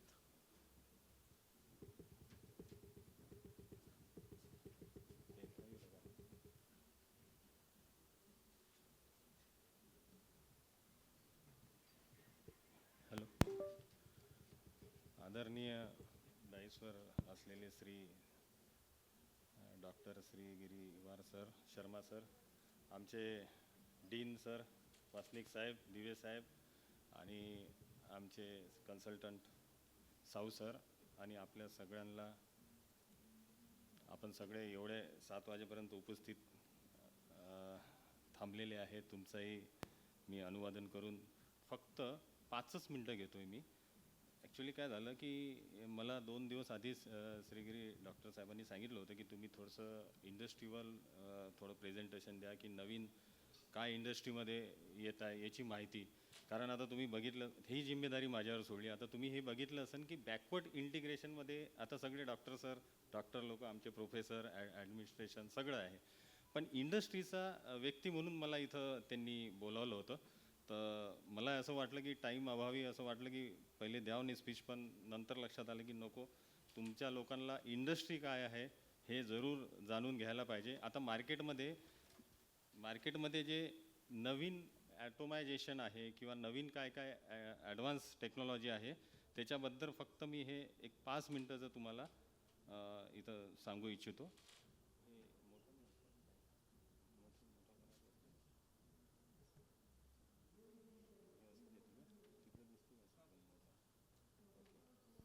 आता मी थोडक्यात माहिती हल्दीरामबद्दल देतोय तुम्हाला। याच्यामध्ये तुम्हाला हेच सांगायचा प्रयत्न करतो की सेंटर इंडियामध्ये जो हल्दीरामचा प्लॅन्ट बनलेला आहे तो fully automise, centre India's first fully automise with SCADA base without human touch हा प्लॅन्ट आहे। जसं मगाशी डॉक्टर सरांनी म्हटलं की आजकाल लेबर भेटणार नाही, तर प्लॅन्ट पुढं फ्युचरमध्ये प्लॅन्ट्स कसे येणार आहे, काय येणार आहे, तर याच्याबद्दल मी थोडक्यात माहिती देतोय की हल्दीरामची जी सुरुवात आहे ना ती 1996 मध्ये झाली। तर कशासाठी झाली की हल्दीरामच्या ज्या स्वीट्स आहे ना त्यांच्यासाठी त्यांना दूध फ्रेश मिल्क प्रोक्यू करायची आवश्यकता भासली की चला फ्रेश मिल्क जर आपलं असेल तर आपलं प्रोडक्टही चांगलं बनन म्हणून। आणि त्या पिरियडमध्ये काय झालं की over A period of time farmer म्हणजे असं नाही की विदर्भात दूध नव्हतं, होतं पण खूप कमी प्रमाणात होतं. ॲक्च्युली फार्मर्सला चॉईस नव्हती. जर कोणी इच्छा जरी केली की चला बा मला आज डेअरी 2 जनावर घ्यायचे आहे तर मी दूध कुठं देणार आहे. जर एक्सेस दूध असेल तर काहीच नाही व्हायचं. म्हणजे मलाही आठवते माझ्या लहानपणी आम्ही पावडरचा चहा पिलो आहे विदर्भात, पण आज परिस्थिती तशी नाही आहे. आणि त्याच्या का नाही आहे त्याच्या मागे बरेचसे रिझन आहे. आज म्हणजे जसे मदर डेअरी गडकरी साहेबांचे अधिक परिश्रमाने इथं आली आणि अमूल आहे मार्केटमध्ये. लोकांना आज म्हणजे शेतकऱ्यांना इव्हन तो कस्टमरला तर आहेच आहे, पण शेतकऱ्यांना पण आज चॉईस आहे की कुठेही जाऊ शकते. मी याच्यासाठी सांगतो आहे की मी गुजरातमध्ये काम केलं. मी पश्चिम महाराष्ट्रात 15 वर्ष होतो. मला सगळ्या म्हणजे दिल्लीतही काम केलं. मला सगळ्या इथला थोडक्यातच म्हणजे जाणीव आहे, म्हणजे माहिती आहे, जानकारी आहे. त्याच्यामुळे सांगतो की विदर्भाची परिस्थिती पहिले लहानपणी माझ्या खूप विचित्र होती, आज खूप वेगळी आहे. आपण त्या इकडे चाललेलं आहे. विदर्भ आणि मराठवाडा जे NDDBनी जे काम सुरू केलेलं आहे त्याच्यातून अपलिफ्टमेंट दिसत आहे फार्मरची. आणि त्याचंच रिझन आहे की तेव्हाही दूध होतं. म्हणजे 96मध्ये जेव्हा हल्दीरामनी दूध स्टार्ट केलं, डेअरी स्टार्ट केली, तेव्हा over A period of time दूध वाढत गेलं. त्याच्यामुळे त्यांना पाउचिंगमध्ये यायला लागलं, मिल्क पाऊचमध्ये, की एक्सेस दूध झालं चला पाउचिंग सुरू करा. कर्ड स्टार्ट केलं, नंतर बटर स्टार्ट केलं आणि त्यांची कॅपॅसिटी 2 लाखपर्यंत गेली. आता काय झालं की 2 लाख झाल्यानंतर 2020मध्ये त्यांनी हा विचार केला की काही ॲडव्हान्स काही गोष्टी करायला पाहिजे. दूध एक्सेस झालं, पावडर प्लॅन्ट नाही.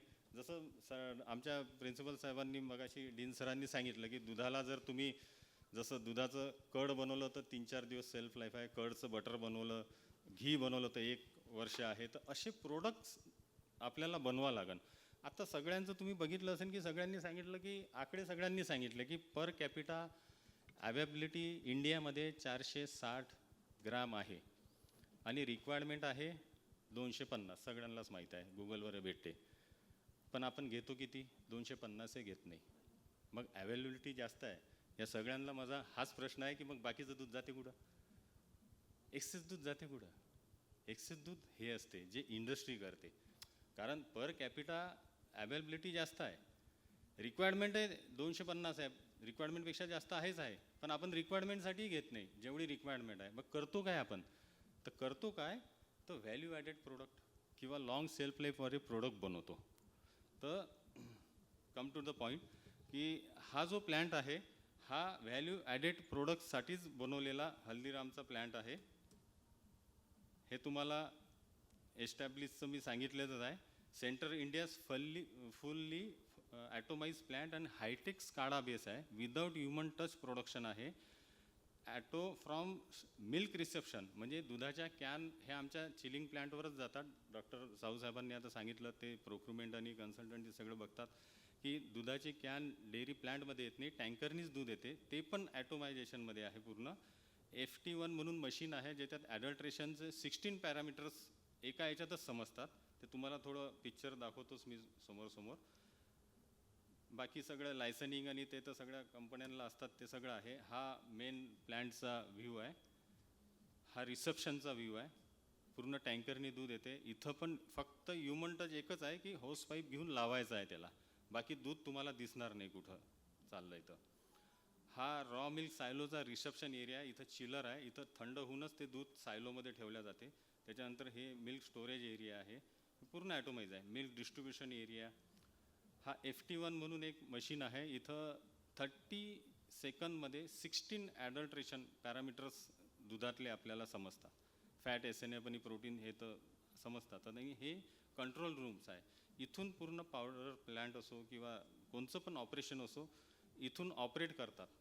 आणि ते पण Technocraft, BTech डेअरीवाले, BTech food टेक्नॉलॉजीवाले.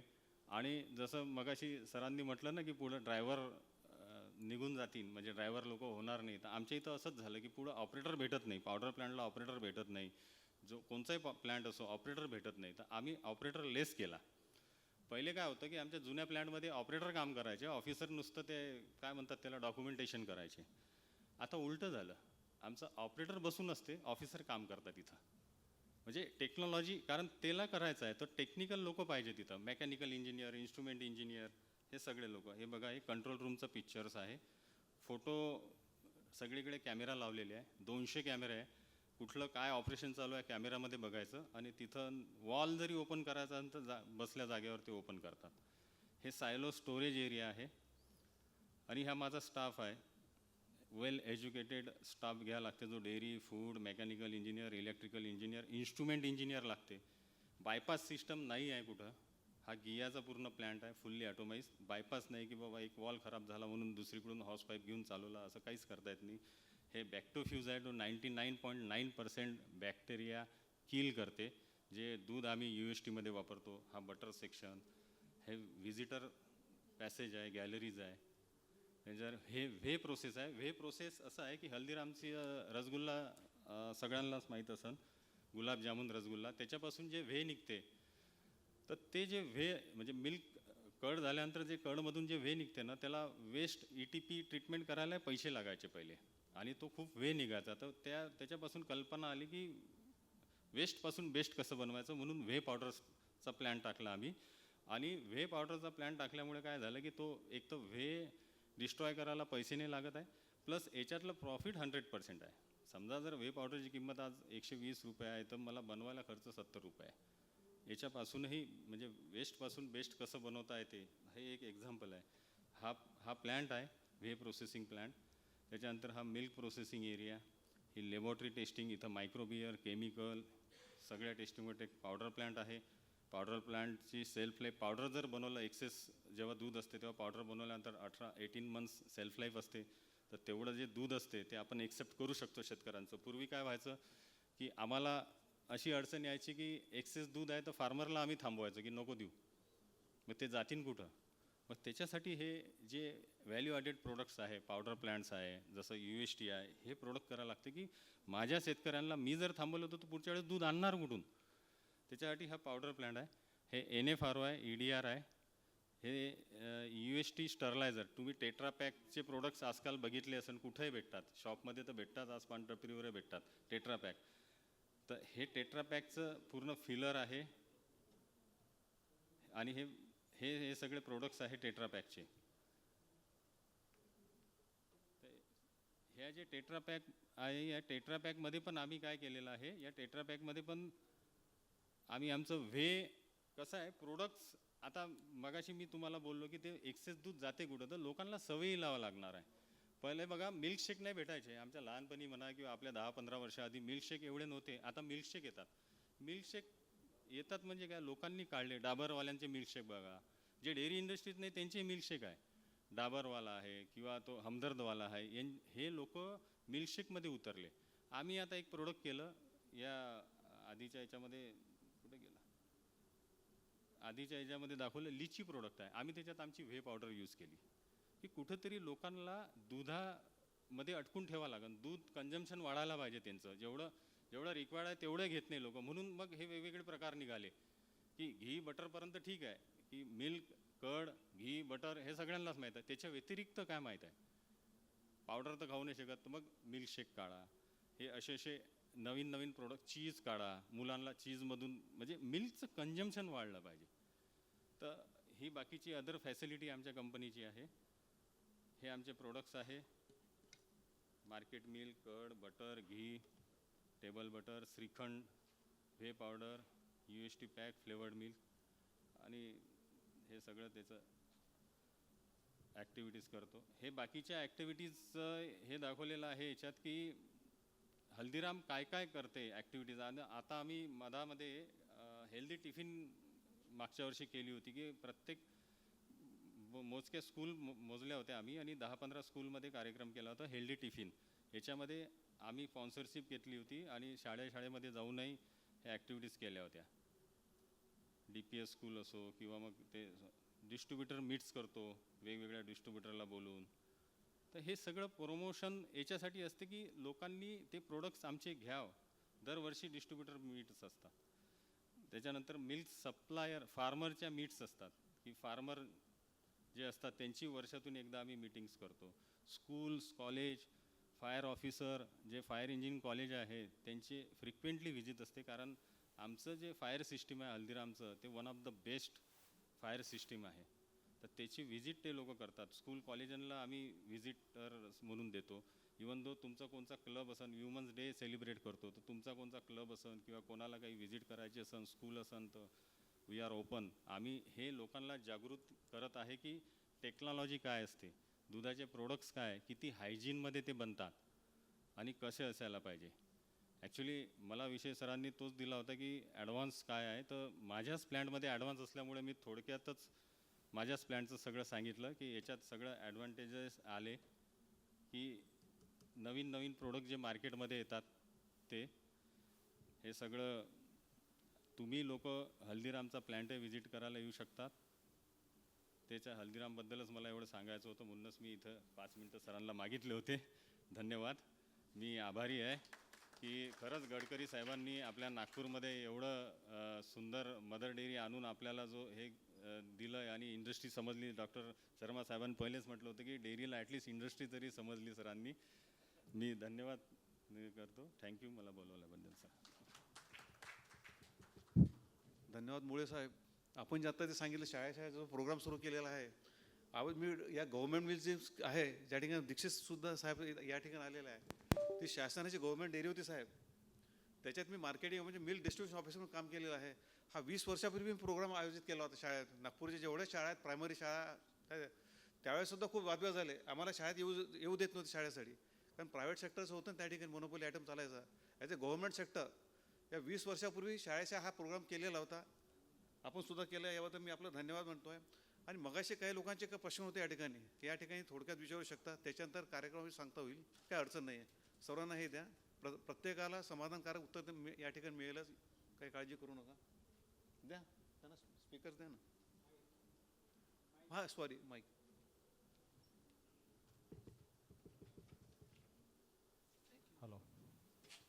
Hello. Thank you very much, prominent, eminent, all these panelists. ह्या बिझनेसमधलं सगळं तुम्ही घी पण दाखवलं आणि बडगा पण दाखवला, त्याबद्दल थँक्यू. तर मला एक डॉक्टर शर्मांना प्रश्न विचारायचा आहे. Just question. This called as analog paneer. I think I'm speaking in English. Yeah, that's good. Analog paneer is getting popular, first of all, and also allowed by the government, I think so. So what is the threat of such mock or analog products, dairy products, to this industry? Milk is already being adulterated, and as rightly the general manager rightly said, where is this difference? We are producing more and consuming less. Where is this difference getting? Possibly it's going into this milk powder and other products. But then this is a real threat. First of all, what is analog paneer? And how, obviously it is, economical in terms of production and obviously then selling. Most of the hoteliers are probably using now the mock or this analog paneer. So can you just throw some light on that? Sir question आपका जो है analogue paneer के बारे में, पहली चीज़ तो FSSI ने अभी तक उसको रेगुलेट नहीं किया है कि एनालॉग पनीर को एनालॉग पनीर के नाम से आप बेचो. लोग बेच रहे हैं. अब एनालॉग पनीर का मतलब है कि बिना दूध के बनाया गया पनीर, जिसमें मिल्क सॉलिड्स होंगे, दूध नहीं होगा, मिल्क सॉलिड्स होंगे, साथ में फैट के लिए कोई भी वेजिटेबल ऑयल यूज किया जा सकता है. ये एनालॉग पनीर की परिभाषा है. लेकिन एक्चुअल में मार्केट के अंदर जो पनीर आ रहा है वो एनालॉग पनीर से भी कुछ ज़्यादा ही आ रहा है. जैसा भी बताया कि यदि 1 लीटर पनीर बनाना है तो मोटा मोटी तौर पर यदि गाय के दूध से बनाएंगे तो 7 लीटर के आसपास, भैंस के दूध से बनाएंगे तो 5 लीटर के आसपास दूध लगना है. 60 रुपये लीटर का दूध है, 5 लीटर लगेगा. 300 रुपये का जो है केवल दूध की कॉस्ट होगी. बनाने का खर्चा, पैकिंग, मार्केटिंग, डिस्ट्रीब्यूशन, सारा कुछ अलग. आज की डेट में मार्केट में 150 रुपये में पनीर अवेलेबल है. तो वो जो 150 रुपये में पनीर अवेलेबल है वो ना तो एनालॉग पनीर है ना रियल पनीर है, वो कुछ और ही है. लेकिन सर समस्या यहाँ पर है, मतलब थोड़ा सा गवर्नमेंट सेक्टर से भी मेरे थोड़ा सा उम्मीद लगाता हूँ और कि इसके ऊपर में संज्ञान लिया जाए. जैसे एफडी को अलाउ कर दिया आइसक्रीम की जगह पे, वैसे ही एनालॉग पनीर को भी अलाउ कर देंगे. तो इसमें मरेगा कौन सर? मरेगी इंडस्ट्री. अब इंडस्ट्री क्या करेगी सर? इंडस्ट्री रियल पनीर की जगह वो भी एनालॉग, कुछ दिन बाद हल्दीराम भी एनालॉग पनीर निकाल देंगे कुछ अलग नाम से, कुछ नई स्टोरी के साथ में। तो सर ये बहुत बड़ा थ्रेट है, इसमें कोई शक नहीं है। जब तक हम कोई बाईपास ढूंढते रहेंगे नियमों में, तब तक ये प्रॉब्लम रहेगी। यदि आइसक्रीम है तो वो आइसक्रीम ही होनी चाहिए, वो एफडी नहीं होनी चाहिए। यदि पनीर है तो वो पनीर ही होना चाहिए, पनीर के अलावा कुछ और नहीं होना चाहिए, है ना। ये तो वही बात हो गई सोने के साथ में, जब आप सोने के जेवर पहनते थे, सोने की जगह नकली जेवर पहनने लगे। अब आप नकली जेवर को भी सोने के रेट में बेचो तो बेचो, वही वाला हिसाब है। तो सर थ्रेट तो बहुत बड़ा है।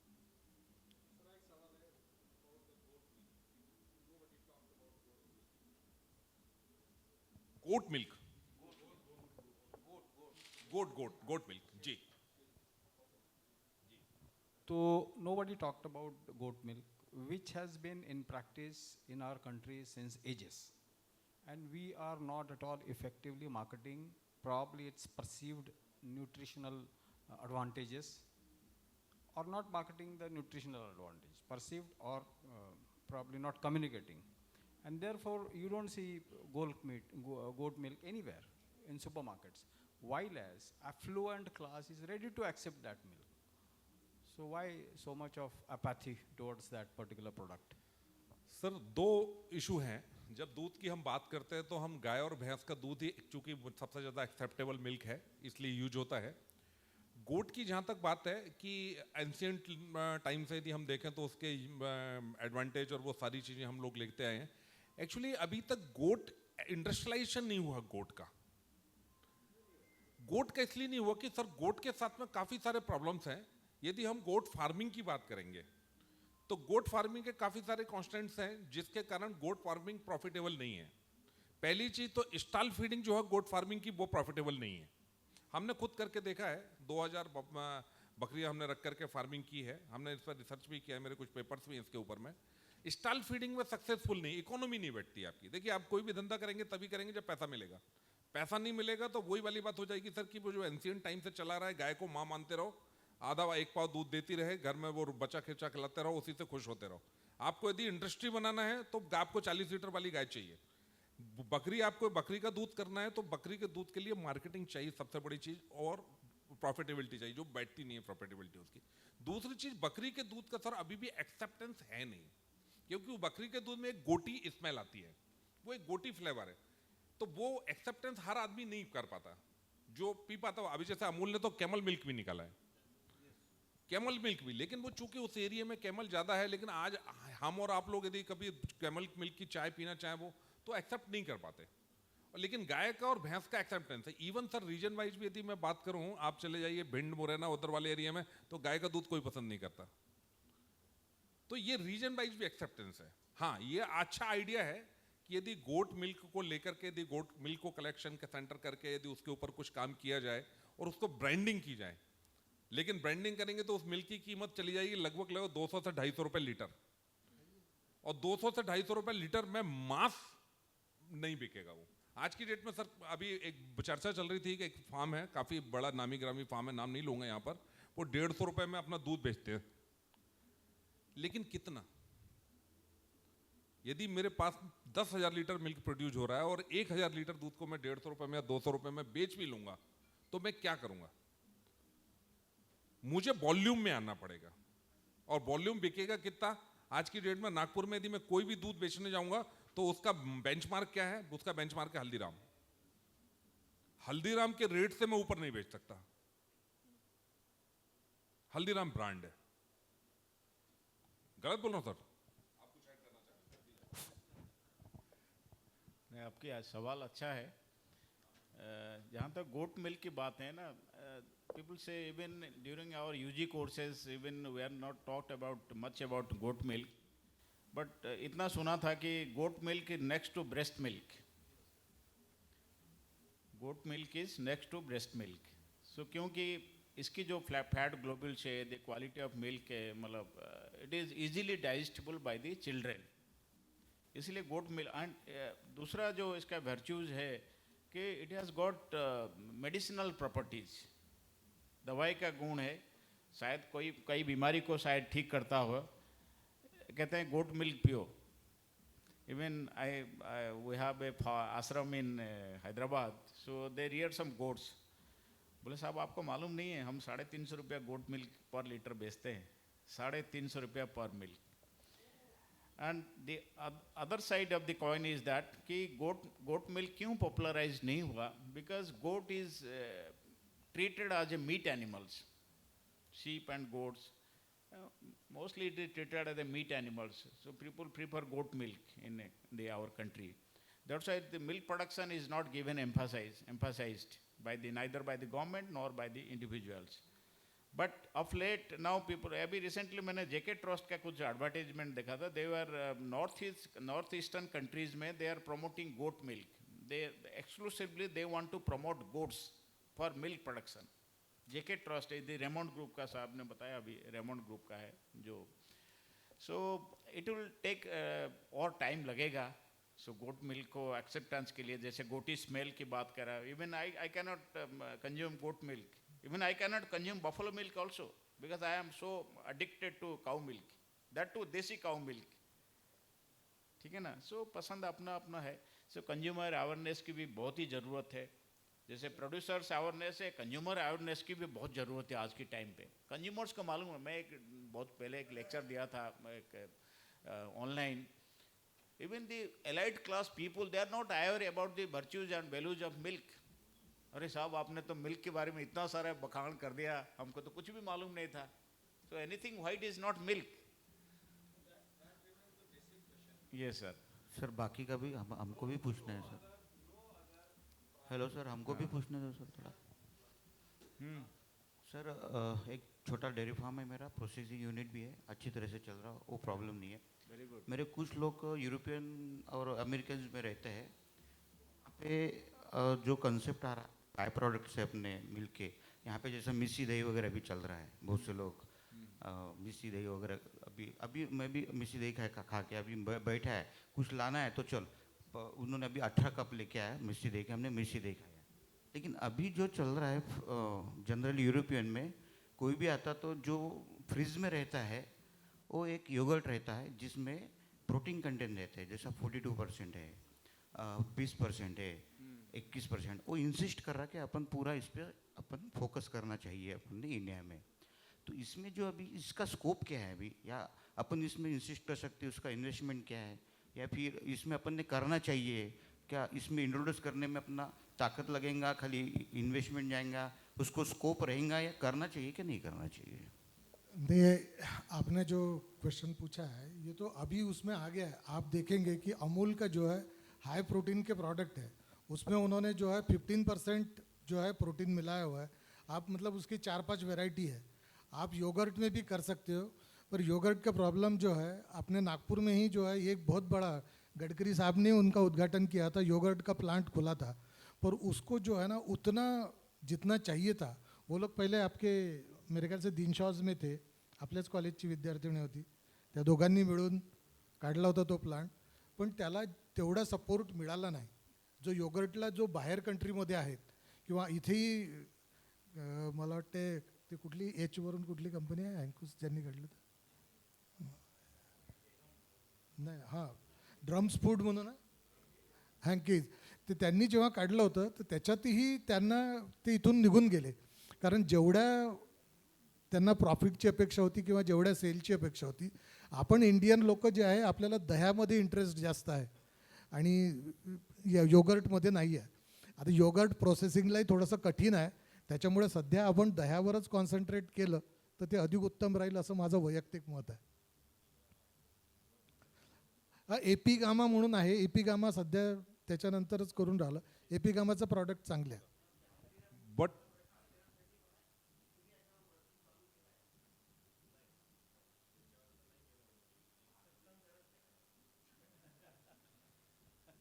सर लेकिन while sitting in the Nagpur like city, metro city में जहाँ बैठे हैं आप, जहाँ पर कि बाहर के लोग भी हैं, तो वहाँ पर एक बहुत अच्छा प्रोडक्ट है. नॉर्मल पीपल जो है उनको एक्सेप्टेंस नहीं, उनको टेस्ट नहीं है सर. लेकिन जो बाहर के लोग हैं उनको बड़ा अच्छा टेस्ट है और अच्छा मार्केट भी अच्छा है. एक कंपनी है जो सिर्फ योगर्ट ही बना करके बेच रही है, एकदम बताऊँ, ड्रम फूड जो है ना, योगर्ट में एक ही कंपनी है ड्रम फूड करके, जो ईपी गावा है ना, उन्होंने, हाँ, ईपी गावा जो इंडिया में सबसे ज़्यादा उनका ही चलता है, लेकिन उनका भी सेल अगर वॉल्यूम देखोगे तो बहुत कम है। यानी मेरा मेरा क्लासमेट ही वहीं पे था, मेरा क्लासमेट जीएम था वहाँ पे, तो मुझे तो फोकस करना क्या है, बल्क में चाहिए। देखो प्रोडक्ट तो बहुत है, हम हमारा भी अभी मार्केट में जो चलता है, अभी आपको एक बात बताऊँ, कड़ी जो है ना, कड़ी दही जो अपने विदर्भ में चलता है, मैं तो पश्चिम महाराष्ट्र रहा, दिल्ली रहा, कहीं पे कड़ी नहीं चलता।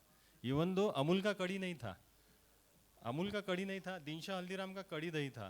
तो मैं जब अमूल में था यहाँ पे नागपुर के ही प्लांट में, तो उनको कड़ी दही निकालना पड़ा कि यहाँ का रीजन है, तो उन्होंने रेसिपी बनाई। तो जैसे मार्केट डिमांड रहेंगी ना, तो करते हैं कि वॉल्यूम आना चाहिए, उनको पता था कि वॉल्यूम आएगा करके।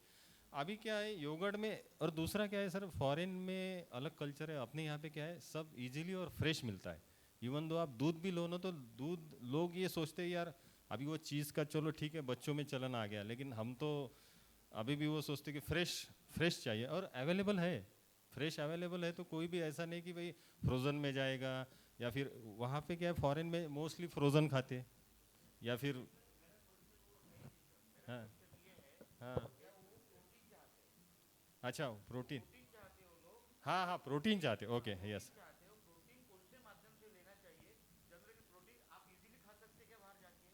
नहीं नहीं नहीं, हाँ वो जो सर ने बताया फिर, नहीं वो सर प्रोटीन का कंसेप्ट तो आएगा। अच्छा अच्छा, हाँ ओके। नहीं तो सर ने जैसे बताया वैसे ही अमूल के जो प्रोडक्ट्स है, मैटर ऑफ मार्केटिंग है, आप इसको जैसा मार्केटिंग कर सको, ठीक है। आज देखो सर, वेज और नॉन वेज की भी जब बात होती है तो लोग बोलते हैं कि नॉन वेज प्रोटीन कंपलसरी है, लेना चाहिए, it's matter of marketing.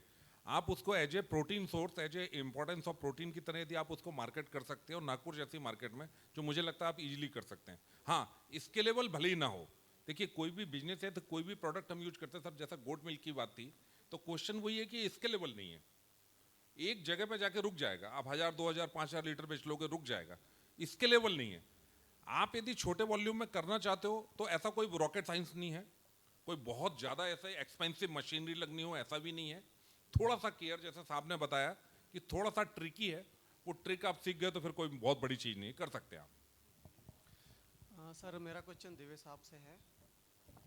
Sir आपने A2 मिल्क के बारे में बताया, तो ये A2 मिल्क का सर आप कलेक्शन कैसे करते हैं और उसको आप हम मतलब आम जनता कैसे पहचानेगी उसको? नहीं, ये देखो A2 मिल्क यानी इंडिजिनस काऊ का मिल्क, ये हमने उसकी डेफिनेशन बनाई है, और कोई उसका साइंटिफिक तो तरीका मेरे पास में नहीं है। हम A2 मिल्क जो नागपुर में लॉन्च किए है, उसमें हमारे पास में खुद की गैया 150 है, और मेरे गांव के आजू बाजू में मैंने 5 गांव में ऐसे कुछ किसान चुने जिनको मैंने इंडिजिनस काऊ सप्लाई किया। जिनके पास इंडिजिनस काऊ है उन्हीं का हम लोग दूध बिकत लेते हैं, और मैं मदर डेयरी से 20% ज़्यादा रेट देता हूँ इंडिजिनस काऊ के मिल्क को। तो धानोली करके गांव है मेरे आजू बाजू में, 5-10 किलोमीटर के पेरीफेरी में, ये जिनके घर में जिसके पास एक भैंस भी है और 4 इंडिजिनस काऊ है, तो मैं उसका दूध नहीं लेता, उसको बोलता हूँ तो तेरी भैंस तेरे को बेचना है, उसके बाद ही मैं उसका मिल्क लेता हूँ। तो ये एक तो विश्वास ही है, और ये इंडिजिनस काऊ का मिल्क यानी A2 milk and then it's product, इस तरीके से इसको हमने आगे बढ़ाया है।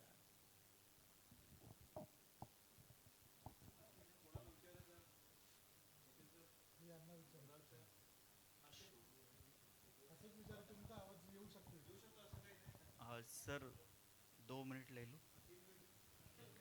सर। अभी अभी 5 बजे से 2 घंटा तो ज़्यादा होते आ रहा है। मैं जब से जो भी जानकारी आपके माध्यम से मिली है कि कैसे दूध को बढ़ावा देना चाहिए, फार्म डेयरी फार्म से रिलेटेड कैसे दूध बढ़ाना चाहिए, ये सब ठीक है।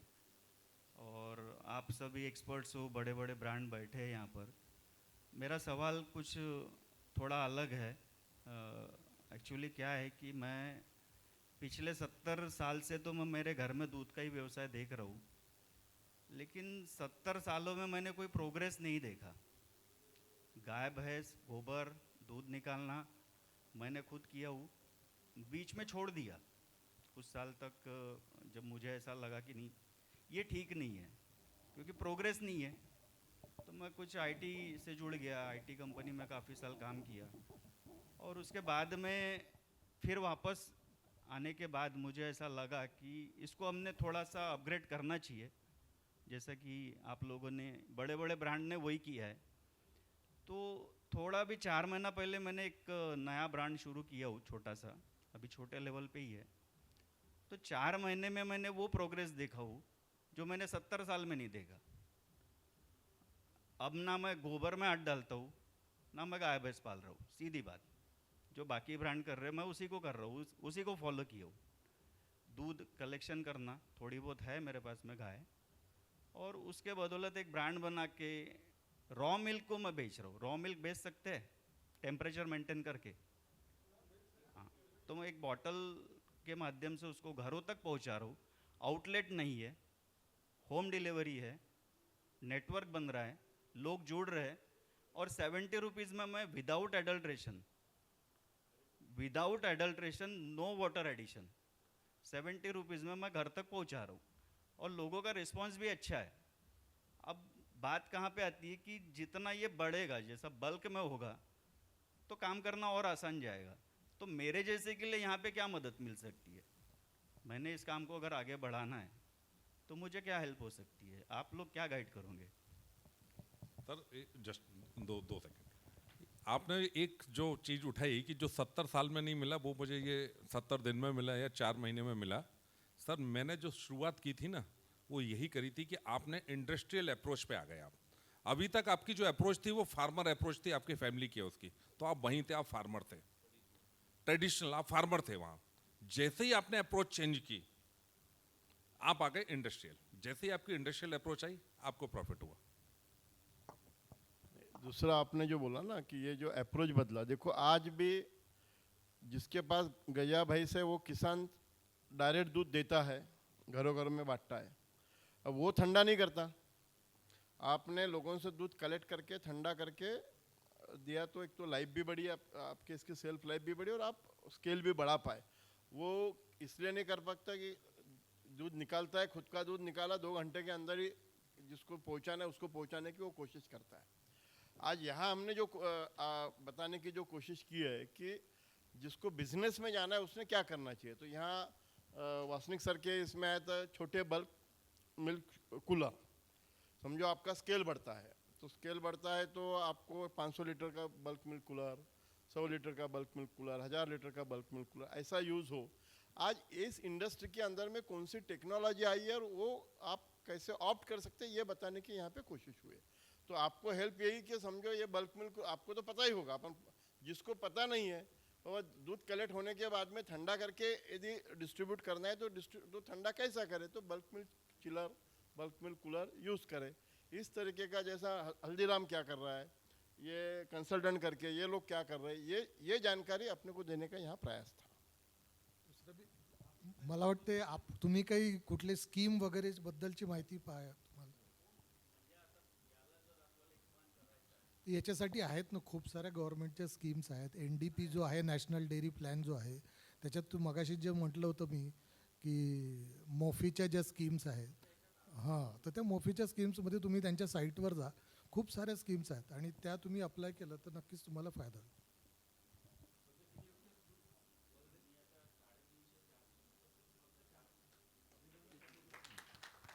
आणि हे दूध तुम्ही 350-400 लिटर दूध कोणाकडनं विकत घेता आणि विकता म्हणूनच तुमचा प्रोग्रेस आहे। हे 350 लिटर दूध घरी तयार करा आणि विका, तर मग तुमचं कॅल्क्युलेशन कुठे येते नाही। म्हणजे कलेक्शन करून दूध विकणं हे, आणि मग याच्यासाठी मी माझ्या लेक्चरमध्ये जे बोललो की ते का परवडत नाही, म्हणजे शेवटी दूध शेतकरी घरी दूध तयार करतो, त्याचं दूध आपण विकतो तर आपल्याला प्रॉफिट आहे, कलेक्शन करून विकणाऱ्याला प्रॉफिट आहे, पण दूध जो निर्मिती करतो घरी त्याला मात्र प्रॉफिट नाही। त्यासाठी तुम्हाला 70 वर्षात काही करता नाही आलं, तर त्याच्यासाठी काय केलं पाहिजे तो एक वेगळा विषय तयार होतो, जे म्हणजे मिल्किंग काऊ झाल्या पाहिजे, मग त्याच्यानंतर ते ब्रीडिंग, त्यानंतर बाकीच्या ज्या गोष्टी बोललो तो विषय आहे।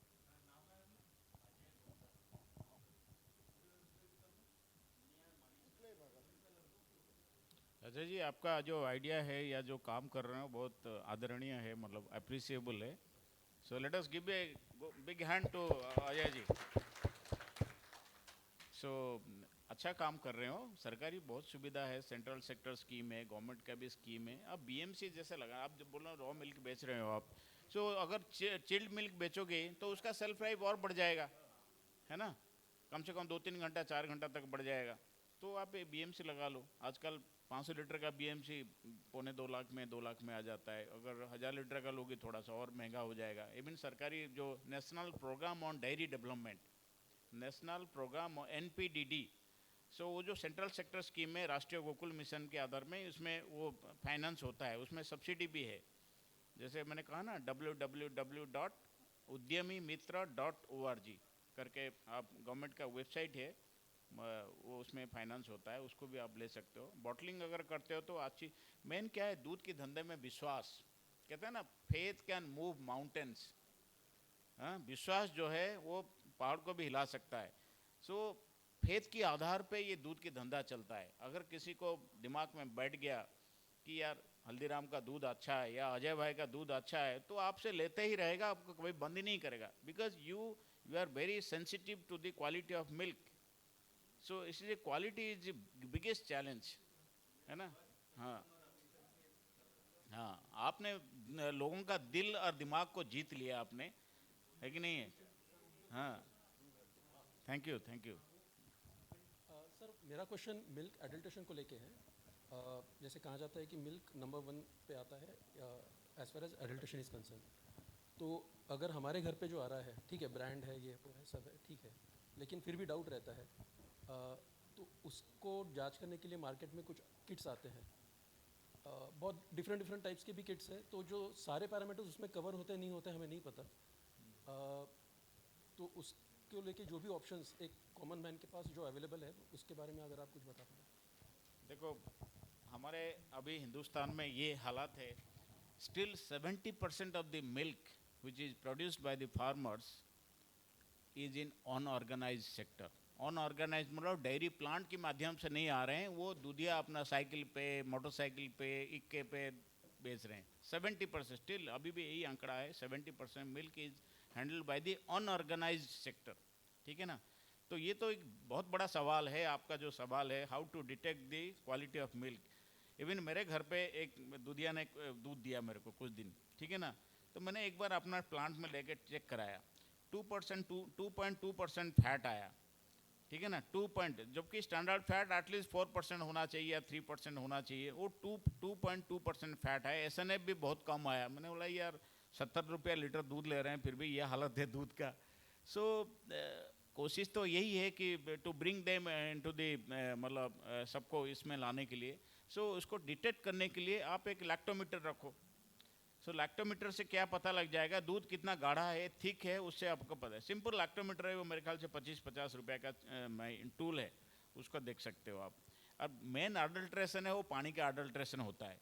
और तो अडल्ट्रेशन का बहुत सारे किट है, अडल्ट्रेशन किट भी आता है. अब वो तो आप रख नहीं सकते हो, 3000 रुपये का एक किट आता है, घर पे रखो, हर सैंपल को टेस्ट करो, वो पॉसिबल नहीं है. सो किसान को बस एक बार जरूर टेस्ट करवा लिया करो. वो जो खुला दूध लेके आता है, आप किसी लैबोरेटरी में टेस्ट करा दो, उसके बाद उसको आईना दिखाओ.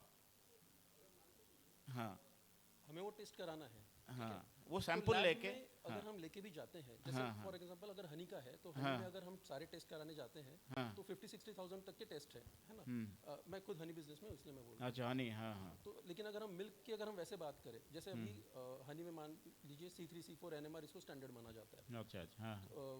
तो मुझे अगर मिल्क में ऐसा कुछ देखना है कि अगर ये मैं लैब में लेके जाता हूँ और इसमें ये टेस्ट कराता हूँ, तो ये उसका आप कोई गोल्ड सिंपल स्टैंडर्ड. दूध में क्या है, फैट होता है, SNF होता है, वो टेस्ट आपका फैट, SNF और आर्डर्ड वाटर, एक, हाँ, अडल्ट्रेशन का, हाँ, मैं दे रहा हूँ. सो उसमें क्या है, आप वो मशीन बता देगा, जो मिल्क एनालाइजर है वो बता देगा. इवन हमारा गड़बड़ मेथड भी है, उसमें फैट SNF भी कैलकुलेट हो जाएगा, पूरा टेस्टिंग रिपोर्ट हो जाएगा. आपको थोड़ा एज ए कंज्यूमर आपको मालूम होना चाहिए दूध में फैट की मात्रा कितना होना चाहिए और SNF की मात्रा कितना होना चाहिए. स्टैंडर्ड मिल्क है 4% फैट होना, क्योंकि मिल्क 4-5 प्रकार का मिल्क मार्केट में मिलता है, ठीक है ना. तो आपको कौन सी दूध चाहिए, क्या रेट दे रहे हैं, उसको आप कंपेयर करो मार्केट की क्वालिटी के हिसाब से. तो उसको टेस्ट रिपोर्ट लेके उसको आईना दिखाओ, भाई तू तो 70 रुपये मेरे से दूध लेता है और तेरे दूध में तो 3% फैट आता है, 7.6% फैट आता है, तू पानी मिला के लेके आता है क्या? It is a clear indication. Sir पानी की मिलावट ठीक है, जेन्युइन है, चल जाएगा, लेकिन जो आजकल हो रहा है वो ज़्यादा हार्मफुल हो रहा है। नहीं नहीं, अभी जो है ना कि आपको जो डर लगता है, पहला तो है कि उसमें यूरिया है क्या, दूसरा जो है उसमें सोडा है क्या। सोडा इसलिए डालते कि भाई दूध जल्दी फटना नहीं चाहिए, है ना, वो न्यूट्रलाइज़र करके डालते। बाकी जो भी उसके एडल्ट्रेशन जो है, तो ये 8 से 10 प्रकार के जो एडल्ट्रेंट है। नागपुर में शंकर नगर में एक लैब है, आप गूगल कर देंगे, वो लोग सिर्फ 1000 रुपये 1200 रुपये में जितने भी एडल्ट्रेंट्स हैं वो सबकी टेस्ट करा के देते हैं। एक सिंपल, अब यहाँ से मेरा कॉलेज जो है वो 250 किलोमीटर दूर है, नहीं तो मैंने एडवाइस किया रहा था कि आप अपना सैंपल लेके आइए, मैं टेस्ट करके देता हूँ तो पर ये दूर है, तो यहाँ से यहाँ पे अगर आपको करना है तो शंकर नगर में एक है, और एक मेरे ख्याल से ये दीक्षित भी बता देगा कि कहाँ पे, या मैं पर्सनल रिक्वेस्ट करता हूँ दीक्षित को कि इनका सैंपल टेस्ट करके दे देना ठीक है सर, ठीक है, थैंक यू।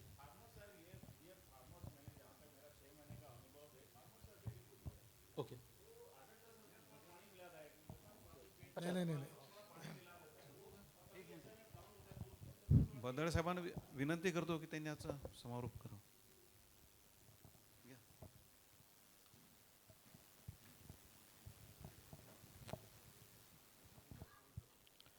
आदरणीय व्यासपीठ आणि सहभागी पार्टिसिपंट्स, ॲडव्हान्टेज विदर्भ 2025 खासदार औद्योगिक महोत्सव या अंतर्गत दुग्ध व्यवसायातील रोजगार संधी, औद्योगिक संधी याकरता ज्यांच्याकडनं आपल्याला ही प्रेरणा मिळणारी संधी उपलब्ध झाली, time and tide never wait for none, आपल्याला ही संधी ज्यांच्यापासनं उपलब्ध झाली ते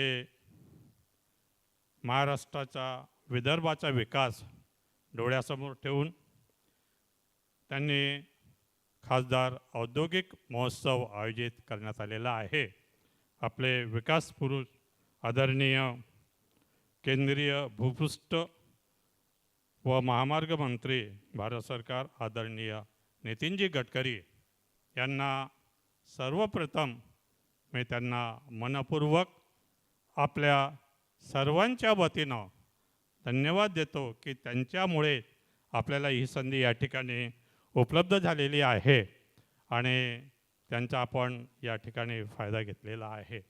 यानंतर आजच्या या ठिकाणी जे काही विविध वक्ते सहभागी झालेले आहेत त्यामध्ये सर्वात आधी doctor Mukesh Sharma, dairy consultant, आणि यामध्ये सहभागी होऊन त्यांनी आपल्याला मार्गदर्शन केलेलं आहे आणि वेगवेगळ्या विषयावर हाऊ इट इज प्रॉफिटेबल मधले महत्त्वाचे जे फॅक्टर्स आहे, घटक आहे, त्यावर त्यांनी सुद्धा चर्चा केली। याबाबत सर्वप्रथम आपल्या सर्वांच्या वतीनं त्यांचे आभार, धन्यवाद। यानंतर आदरणीय सुधीरजी देवे साहेब, member of the executive committee मापसून नागपूर, यांनी एक महत्त्वाचे 2-3 मुद्दे या ठिकाणी आपल्याला सांगितलेले आहे।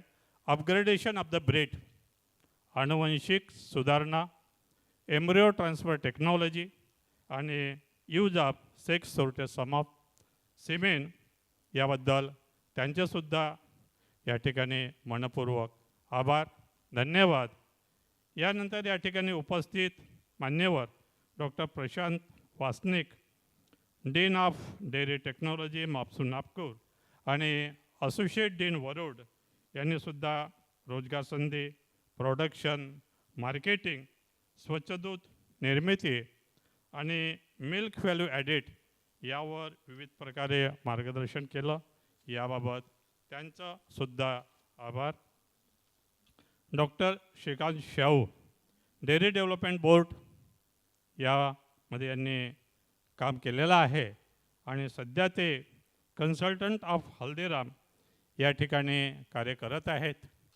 त्यांचं फीडिंग, ब्रीडिंग, मार्केटिंग हे जे 3 महत्त्वाचे फॅक्टर्स आहे, हा व्यवसाय जर फायदेशीर करायचा असेल तर यामधलं जल, जंगल आणि जानवर यांचं संगोपन यांना सोबत घेऊन कार्य करावं लागेल, हे सुद्धा या ठिकाणी त्यांनी मार्गदर्शन केलेलं आहे. यानंतर विजय मुळे साहेब जे जनरल मॅनेजर हल्दीराम आहेत, टेक्नॉलॉजीबद्दल त्यांनी मार्गदर्शन केलेलं आहे, त्याबाबत त्यांचंसुद्धा मनपूर्वक आभार. या ठिकाणी मार्गदर्शक वक्ते आहेत, मुख्य म्हणजे पुन्हा या ठिकाणी कोऑर्डिनेटर माननीय डॉक्टर मोहन शेगीरवार यांनी हे आयोजनाबद्दल बरंचसं आपल्याला कोऑर्डिनेट केलेलं आहे. त्यांच्यामुळे सुद्धा आपला आजचा सेमिनार याबाबत त्यांचासुद्धा मनपूर्वक आभार, धन्यवाद. सहभागी शेतकरी बांधव जे खरंच याच्यामध्ये इंडस्ट्रीमध्ये कार्यरत आहेत, करणार आहेत भविष्यात, यासाठी त्यांचंसुद्धा या ठिकाणी आपल्या सर्वांच्या वतीनं आभार व्यक्त करतो. या ठिकाणी डायरेक्ट इनडायरेक्टली ज्यांचा संबंध आलेला आहे, सहकार्य लाभलेलं आहे या कमिटीचे आयोजन, मुख्य म्हणजे पत्रकार बांधव, कारण कम्युनिकेशन्स फॅक्टर हा सुद्धा अतिशय महत्त्वाचा आहे, त्याकरता त्यांचं सुद्धा आभार. आणि मुख्य म्हणजे शेवटी आपण सहभागी झालात, आपल्यामुळे या कार्यक्रमाची शोभा वाढली, सहभाग दिलात, वेळ दिलात आणि भविष्यात आपल्याला शुभेच्छा देऊन पुनश्च एकदा सर्वांचे आभार व्यक्त करून हा कार्यक्रम संपला असं मान्यवरांच्या अनुमतीने जाहीर करतो. पुनश्च एकदा आभार आणि धन्यवाद.